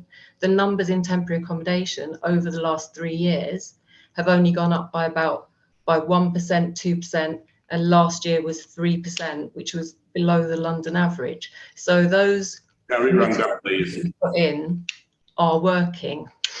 So one quick follow up. At what stage does it become unmanageable? At what stage does it become unmanageable? Yeah, because you were talking about manageable, so I'm just wondering what it would look like to you. Yeah, we have a 30-second response. It already is, we're over budget. Yeah. Can I quickly come back again? Yeah. Yeah, I'm done. Remember, okay. Haven't you asked any questions? This is tell me session. So you would have your session list and then you can ask all the questions there. Sure, it's fine. I mean, other people are asking questions in between, but okay. Because it's not fair that we. Session. Yes, go on, tell me. I have 2 more questions. My second question is sort of similar to the Victoria Street question. We have so many void properties. Residents complain about this all the time. What are we doing? Do we know the number of void properties in the borough? And if we're able to fill up these properties, number 1 would raise revenue, and number 2 would be able to shorten up these waiting lists. So what is the number of void properties? What are we doing? What is the plan? Brenda? Shall I answer that one again? Please. So the number of void properties in the borough, I cannot remember off the top of my head, but I can get them for you. The majority of them are actually held by housing associations and are properties that they're waiting to sell. We have recently, or last year, we set up an empty properties team with an empty properties officer and a strategy, and we are working to identify those empty properties in the borough that are not owned by housing associations, or that are where we can contact the owners and ensure that they're turned back into properties that we can use. We've got incentives that we can offer them if they want to work with us to let them to homeless families, but there are a lot of complications around getting empty properties back into use, and a lot of them are caught in legal battles. So it's, although it looks very it looks like a very obvious thing to be able to do, it's it's a long-term thing working with your empty properties, but we are actively working on that, and I can get you the numbers of the I think it'll be good to get some statistics on the number of void properties and the rate at which they're getting filled up, if that's okay. Yeah, that's absolutely fine. I mean, as I say, we've only started. We've only had the empty properties team. You said that was fine. That's okay, because we need to move on. It's approaching 9 o'clock, and I still have other members to bring in. Okay, tell me. My final question is on page 141. So first of all, I'd like to say it's about the resources, and I visited the Shipman Youth Zone, and it's looking really, really good. So I'm very happy with the money allocated there and how things are progressing. That's really great. I wanted to ask about the future new homes. No money's been allocated to that until 2025, 2026. And I think a sort of like the theme that we've been discussing today is the time at which we're doing things. So can some money be allocated to that a bit, and it be brought forward so that we can start dealing with this issue of getting new homes? I can probably answer that one, actually. So future new homes is a company that the council set up in something like 2016 or 2017. I can't recall the exact year. It bought a quantity of properties, I think something like 240 in not too far from here, actually. I think possibly near the old football club ground, and has been a sort of static company ever since, just managing those homes, and that's why there isn't budget allocations to it.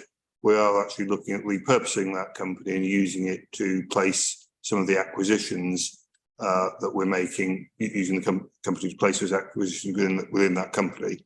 So it doesn't have future sort of budget allocations because it has just been running on a kind of static basis, but that's not impeding our acquisition plans. Thank you. So now we move on to Councillor Booker. Now it's your turn. Thank you, Chair. I didn't mean that to sound quite as petulant as it did. I apologise. A lot of the questions that I had have already been covered. So one of the reasons why you shouldn't be late to meetings. I'm really pleased to hear, Zolfi, you say that difficult political decisions will be made. That's a different stance than we heard when we were planning the budget last year. And so I'm really pleased to hear it. At the cabinet meeting earlier today, I was very grateful to be able to sit in just to listen. And one of the things that really stuck with me was Conrad saying this crisis may not be of our own making, but it is our problem to solve. And I think that that's really important that we take responsibility for that, and that we cannot buy or build our way out of it, I think was what was said, that the challenging political decisions must be made. So I'm really pleased to hear that, Zolfi. Thank you. And as Scrutiny, we will continue to ensure that that is happening, and we will also be part of that happening as members, but as Scrutiny will ensure that that continues to happen. So thank you very much. I had some questions on to go to Candida, but just before that, and I apologise, this is probably a clarification question, which is unhelpful to do now, particularly as one of the chairs. I have actually had the opportunity to clarify things quite often, so I'm sorry that I'm going to do it again. In terms of this year, and then, so if we do have the 8 million gap, and then if nothing really changes, what does that mean for the year after? Well, clearly nothing, and if nothing happens, both in terms of our own mitigation action as well as I know it keeps going back to the government. If the government isn't actually giving us the funding that we need for TA costs and also a fair reflection of the local authority funding settlement, then clearly, as Conrad said earlier, that things is going to be not as easy as they are this year. So we sorry. So those are subjective statements, and I think I'm asking for something a bit more objective than that. I think things clearly not going to be as easy as they are this year. So therefore, we'll have to look at difficult choices. We'll have to look at our policies and operations and the cost. And as Conrad said, we need to actually go much deeper in terms of what we need to do and how we can actually balance the budget or balance the books to make sure that we still have a balance between the service delivery as well as budget management. So our directorates have already cut like 4 million last year, haven't they? Which is quite an amazing thing for them to be able to do. And we're going to ask them to do more. There's a whole bunch of mitigation stuff in there, but our general fund will probably be around, I don't know what, like 1 or 2, 3 million by the end. Is that not correct? It's a bit more than that because of contributions to reserves. And if you just bear with me and Andrew for a moment while you carry on the discussion, we'll find you the exact reference in the report. And when you say contributions, did you say to reserves or from reserves? To reserves. And in terms of I know that we've got like this little cushiony part of 14 million earmarked reserves that we can use in various places. How many years would that be supplementing things if we do continue to repurpose them and things like that? So I suppose what I'm asking is, if things don't change and we do have the 8-point-something million, and then next year nothing really is very much better, but we're still doing all of the things that we're hoping to do this year. So we're still doing what we want to do in order to get it down, and we're going to have 8 million overspend. And then that happens next year as well. Like, how long can we actually go on doing that? I think it would be much quicker than that. I mean, if I take your question to its logical extreme, if the results at the end of the year are in line with the current forecast, and obviously we'll do everything we can to reduce that, but if that were the case, general fund reserve at the end of the year would be of the order of 5 million, and we'll find you the exact reference on that. You're then positing a scenario where we continue to overspend by 8 million that next year, and there's a 25 million pound savings requirement. I mean, clearly, so it wouldn't be the case if the council didn't do anything to identify savings for that. But if no such savings were found, then and that adds up to a sort of 30 million coming off 5 million, and immediately the position starts to become unaffordable. That is why we have the requirement to set a balanced budget, and why we will need to identify some very difficult choices about which budgets could be cut in order to avoid that situation. So next year is... I mean, probably it's worth referencing the Audit Committee report for the 20th of June, called the Going Concern Report. There are a number of reserves that in extremis could be repurposed that would delay that point. My original question. Yeah, right, yeah. So, I mean, if you did nothing, you could kind of keep going for probably something of the order of 2 years or something like that. I mean, it's a slightly academic question because, of course, we won't do nothing. But I think that's a fact. That's helpful. With all of those reserves, that's kind of what we're looking at there. So that's helpful. That is what I wanted to know. So if I can I think the section comment was alluding to on page 94, paragraph 1.14, that was sort of position if nothing else were to change on reserve. So just for reference. Thank you very much. And then could I ask some questions about temporary accommodation? Well, about homelessness more specifically, Candida. I realise that you've had lots of questions aimed at you. If it helps, mine will probably come out of my mouth in a slightly more polite way than some of my colleagues. My questions were polite but direct. Thank you very much, Terry. You mentioned earlier, Candida, about the presentations being up. And so I've got a question, and then I will go back to my actual questions, but this was just in relation to your comment about presentations being up across London by 10%. Is there like differentials between different boroughs, and where are we in that? There are differentials between different boroughs, but it is, and we are high on that because obviously that's an average, and our presentations have gone up more like 20%. Double the average for London. Sorry, so double the average for London. Yeah. I mean, obviously, we as a borough have very particular factors that sort of exacerbate our housing instability in the borough. And what are those? What are our factors? So, I mean, we've got the highest level of evictions in London, or one of the highest level of evictions in London. We've got a huge private rented sector market, which is bigger than some other local authorities. We have a number of our residents that are receiving below minimum wage. We have 50% of our children in poverty after housing costs. We have the highest level of overcrowding. All of these things, obviously, when you take them into account with the background of a cost of living crisis, and then a reduction, a massively severe reduction of almost 50% of the private rented sector supply, which makes up a huge proportion of housing in our borough, creates a huge pressure in Newham particularly, but it is over the whole of London. Thank you. And so for other boroughs that have relatively similar issues, are they at 20% as well? And then are the lovely leafy ones at like 3%? Is that why we're so high? Right, well, so the reason why we're collecting this data at London councils is because the individual borough collection that goes on, that is published by the government, is so far behind. So the most recent stuff that's been published for that is December 2022, which is, you know, is such a dynamic situation that London Council... Newham didn't publish in December 22.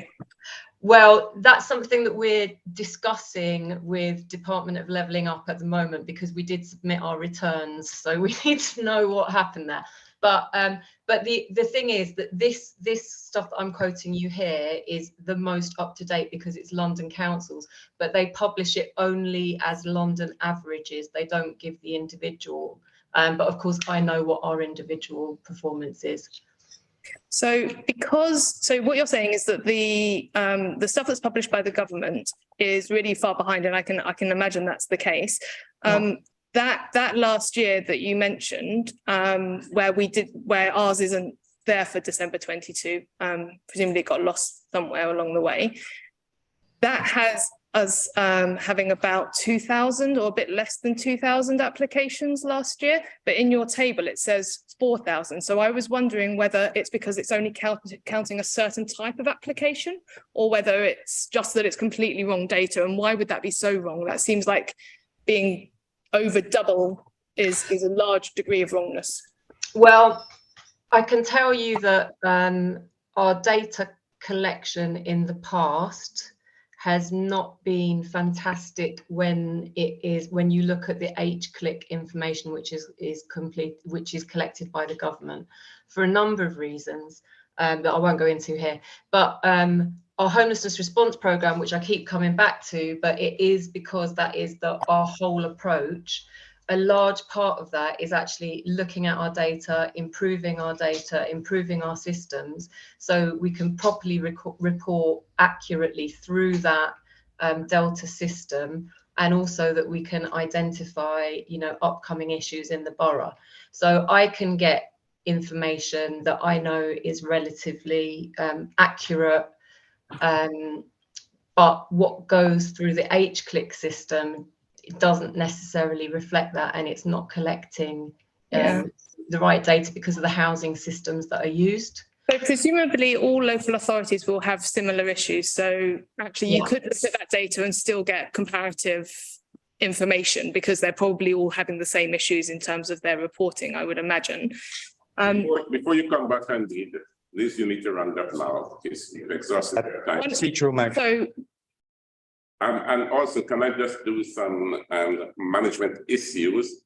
We're approaching 9 o'clock, so therefore that was my procedure. We would have to move standing order to 9:15. Is that agreed? That's agreed. So because we have Rita to come in, so this will be your last round. Then we bring Rita in. Thank you. Thank you. So my question is, why do we have so many more homeless people than other boroughs? And also, why do we, according to those tables that you're talking about, accept 100% of the applications? We don't. Or is that just wrong? Why does it say that we accept 100% of the applications? That's just wrong. We don't accept 100% of the applications. If we did that, we get over 500 applications a month. Yet our temporary accommodation numbers last year went up by about 130. So we don't accept all the applications. Our first duty is to prevent homelessness, or to provide housing advice, then to prevent or relieve homelessness. And not everybody who applies or makes a homelessness application, obviously, goes through the whole thing. So that's not correct. Why we have so many homeless people? Well, I think I gave an answer about some of the factors that contribute to homelessness specifically in this borough. But why we have some of the highest numbers of people in temporary accommodation is that's a legacy. It's basically a legacy situation. If you look at our numbers since 2012 in temporary accommodation, they went up exponentially year on year till about 2020, when we started to reduce them, and then we started to kind of try and level them off. Thank you, Kandika. Thank you. Right. I know you've been waiting. Being the last person must be painful. Okay. Well, thank you. Councillor Charter. Thank you, Chair.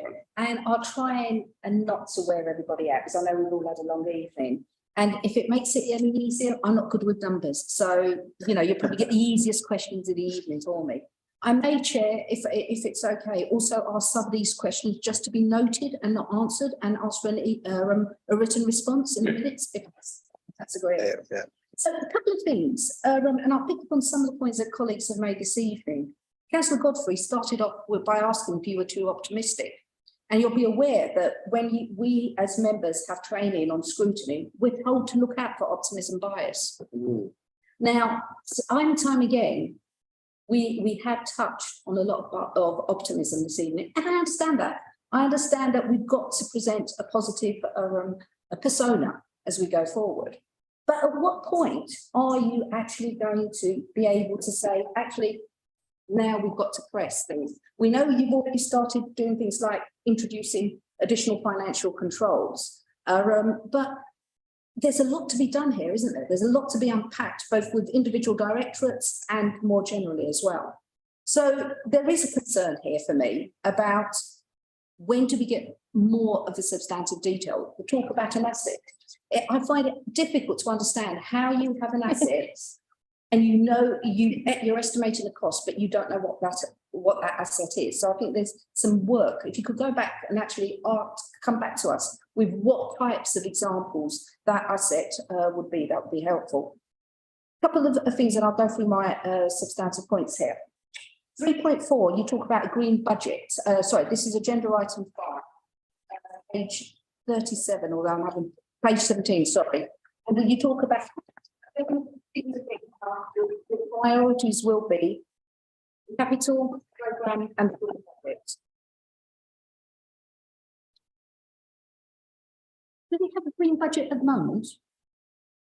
Well, we've got, as I said earlier, we've got climate change action plan. We are looking at every possibility in terms of a contract to make sure that our contracts include elements of the climate change action plan, so that we actually bring down the CO2 levels and across the board. And we've got various new initiatives in terms of whenever we're doing building replacements or refurbishment, etc. We're making sure that we're using green methods to reduce the energy consumption, etc. But clearly, there's a lot more to be done. So actually, a green budget is just about the practices that we have. There's no technical difference in a green budget and an ordinary budget. Well, there is a difference that we are being proactively engaged in everything we do to make sure that everything we do is within that green contract, so that we are delivering it in the best possible way we can. Okay, so then that would go back to an earlier question that was asked this evening about where the prioritisation is from the Mayor's office to the Climate Change Action Programme. So again, I'd invite you to actually look again at the budget, and if we could have a bit more detail in writing about where are the green aspects, what should we be looking out for? Because obviously you've now alerted to us that that will be a priority. And I hope that when we get to budget working group, we'll continue to see that as well. You should expect to see those proposals coming through. We would expect to take the updated climate action plan through council in the autumn of 23, and then the budget proposals for 24-25, and in particular the capital programme, because it is largely, not solely, but largely capital interventions that might address that. That's what that is trying to emphasise, that will be an important priority that will clearly need to be managed within the financial envelope we have. Maybe it was me being naive. So there is no such thing as a green budget per se. In your experience in other local authorities, is there? It's just an emphasis on green. Yeah, I mean, the report is highlighting that the clear policy direction that the administration has set is that the budget should identify ways and seek to go line up financial responsibilities with carbon reductions. Okay, thank you. And there are, if I may add, there are tangible outcomes for each of the actions, so you can see that clearly. Maybe we should send you the climate change action plan and some outcomes. Yeah, share that. Thank you. My second point, right? I'm not going to come back to you, Candice. I'm going to put this in writing, right? But 7.6, you talk about staff being paused, recruitment being paused in housing. I'd like to understand, if we're pausing staffing, is that increasing delay times, or is that causing more adverse impact on people's experience or homelessness? So we haven't got the staff to meet the demand. So in that situation, are we then ending up with a false economy? It's not one for you to answer now, because you've had a long evening, but perhaps you could come back with a written response on that. 7.20, and again, I don't think this is anything that somebody will be able to answer this evening, was about the CPO strategy in Custom House. We know from carpenters that there was lots of problems around the CPO and people thinking that it'd been served, it not been served. Is that correct, Councillor Paul? As a Stratford councillor, thank you. Can we be assured that the CPO strategy will be managed and will not cost this council additional expense because as it has done in other situations? No, I mean, compulsory purchase order is a last resort to try and deliver regeneration schemes. Sometimes there's no alternative to doing it. If you're unable to acquire all the units you need to assemble the site, CPO is invariably more expensive. It's a last resort. So, I mean, you can't have that assurance, but you can have the assurance that it is being planned well in advance to minimise that risk. Absolutely, as that's my main point. I don't want any delays to be costing us more, as it is done with carpenters. Income from planning, 7.26 refers to the fact that you're having problems with your planning department meeting its income targets. Again, could we get a bit more flesh on the bone? What are those problems? I know there's a national shortage of planners. I appreciate that, but I think, you know, some understanding of the context and what are we doing about it? Are you ever going to reach a viable income target? If we aren't, then do we have to readjust that figure and do we have to look differently at it? I think being as realistic about some of this is important as well. Shall I go on? Yes. RMS, the repair service. I mean, and I get all of the arguments around inflation and staffing costs and everything else and Brexit that has impacted on workforce development. But in the paper it says it's difficult to do accurate forecasts for that team. Perhaps you could unpack for it why that is. Yeah, really odd. And if that is the case, that it's an area of work where it's difficult to how do we mitigate against that? Because repairs could cost anything, couldn't they? Essentially, the point here is that materials inflation varies hugely. So pay inflation, for example, is relatively consistent across the country with variations, of course. I don't know all the details in RMS, but I know that in the materials for some trades, for example, they're seeing extremely high increases in costs of materials, far less so in others. And of course, we don't have the space to sort of buy loads and loads of stock in advance with all the issues that go with that. I mean, you can get more detail on that if that's helpful, but that's essentially the point. You're confident that you can actually manage that going forward? That you can forecast it and manage it in a way. You control the expenditure on them. I don't mean in a technical sense, but I mean as from an administrative point of view. Yeah, I mean, there are control. I mean, again, if you really want to delve into that, then we can have Donna Morelli from Housing and her team who could explain more of it. But I mean, you can control the quantity of materials used reasonably well and ensure there is not wastage and breakage, for example, and so on. There are purchasing arrangements in place to avoid exaggerating slightly for effect now, having to go out and buy a part just on the day for repair and paying a premium price. Obviously, there's a limit to that because you don't have vast amounts of warehouse space and so on. But I mean, there are sensible and practical arrangements in place. I think this is another area where we're seeing that working in a high inflation environment does inevitably just produce a lot more variability. Nearly there. 3.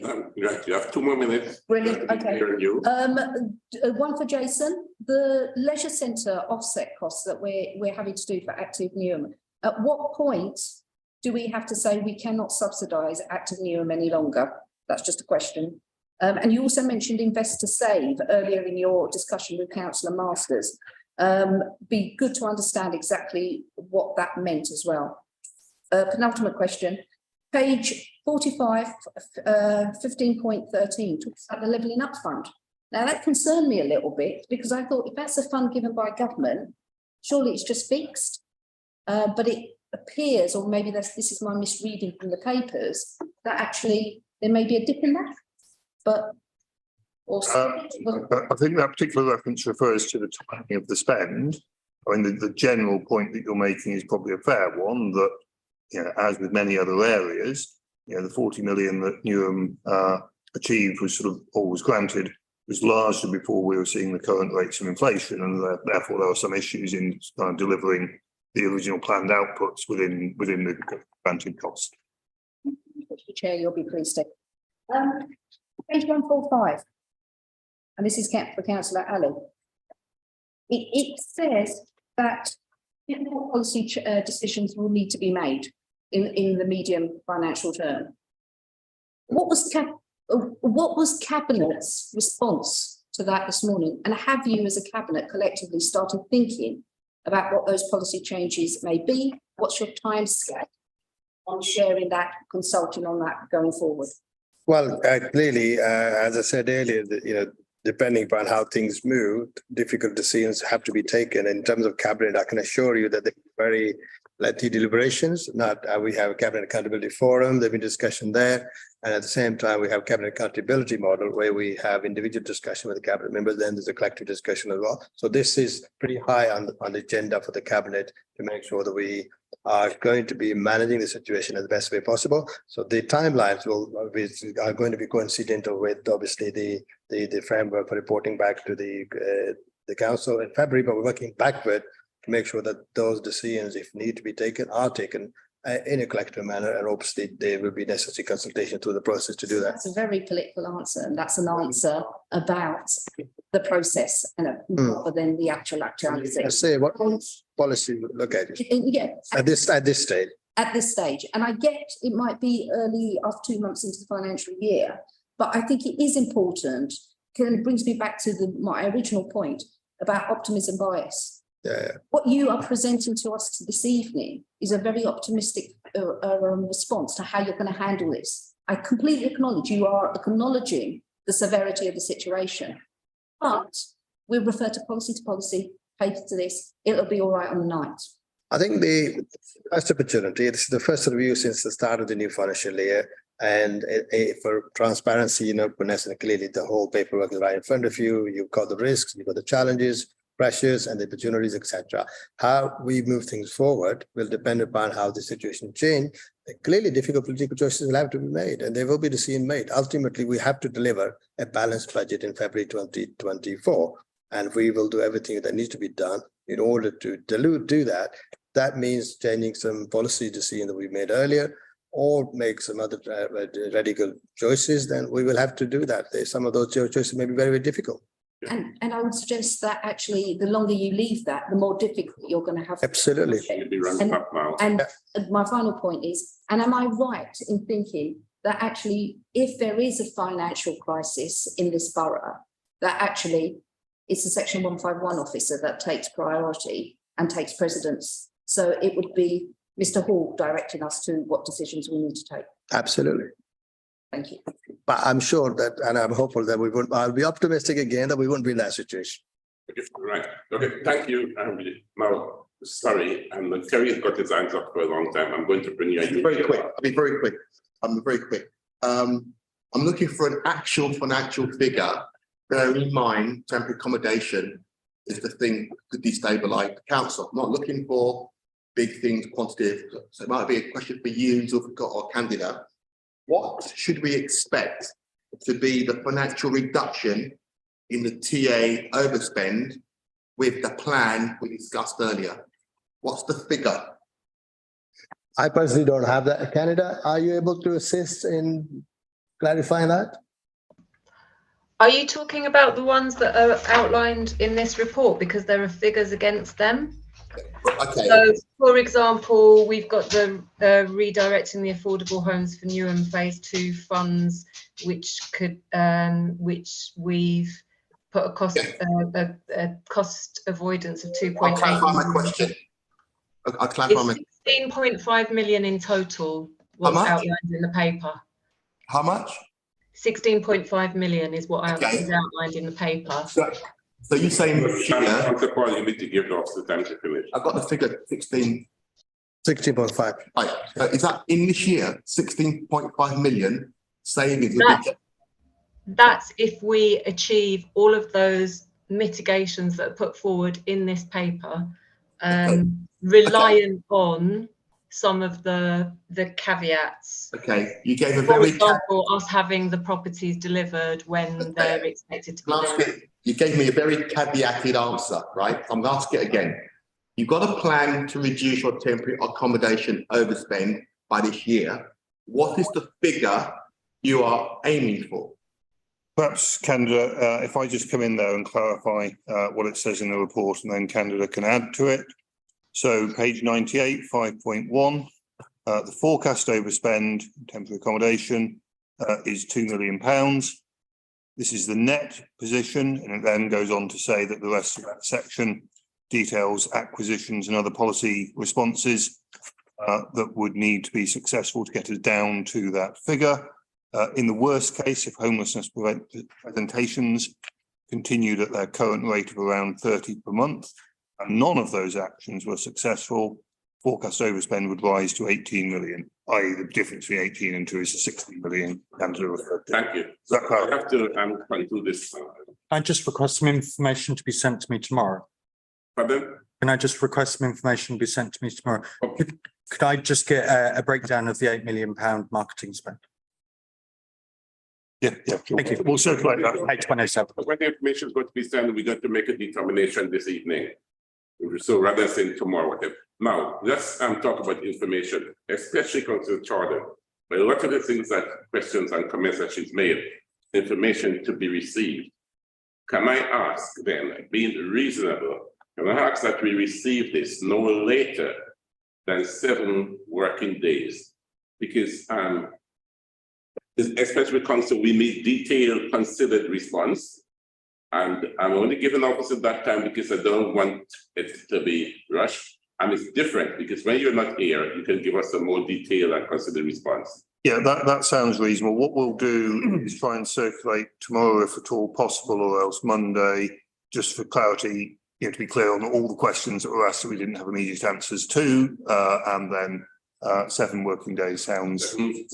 And it will then come through the scrutiny office, and then that will be disseminated to every committee, and that may include yours. Thank you very much. We do it. Thank you. And that way. Okay. Right. So at this stage, It's about letting the public know the impact on cuts. Councillor Chadder's question, what's the impact? Is yours? Tony, have you played your computer? I think that was mine. Oh, okay, I'll start. Councillor Chadder's question to Vicar was about there are some big decisions and we have to make some big cuts.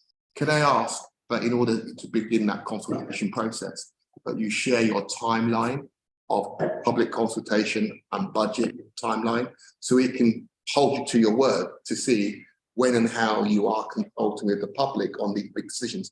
Because there's a danger if you wait until the budget process. Effectively, it will be over 2.5 months over winter. You'll be telling residents their services are being cut. I think if there's a big decision, it needs to be an expansive process. Thank you. So, and you're going to give some assurance. I'll quickly say, Jerry, that as per every year, there's a public engagement process which is built into the timeline, and we shall do that again. Thank you very much. Thanks everyone for attending. This is our last meeting before the summer break. All right, yeah. Our next meeting would be in September. I think it's the 20th. Let me check. Yes, the next meeting is the 14th of September. So can that be noted in the diary? And I now bring this meeting to a close, and it's now 9:13. Thank you, Chair. Thank you. Thank you.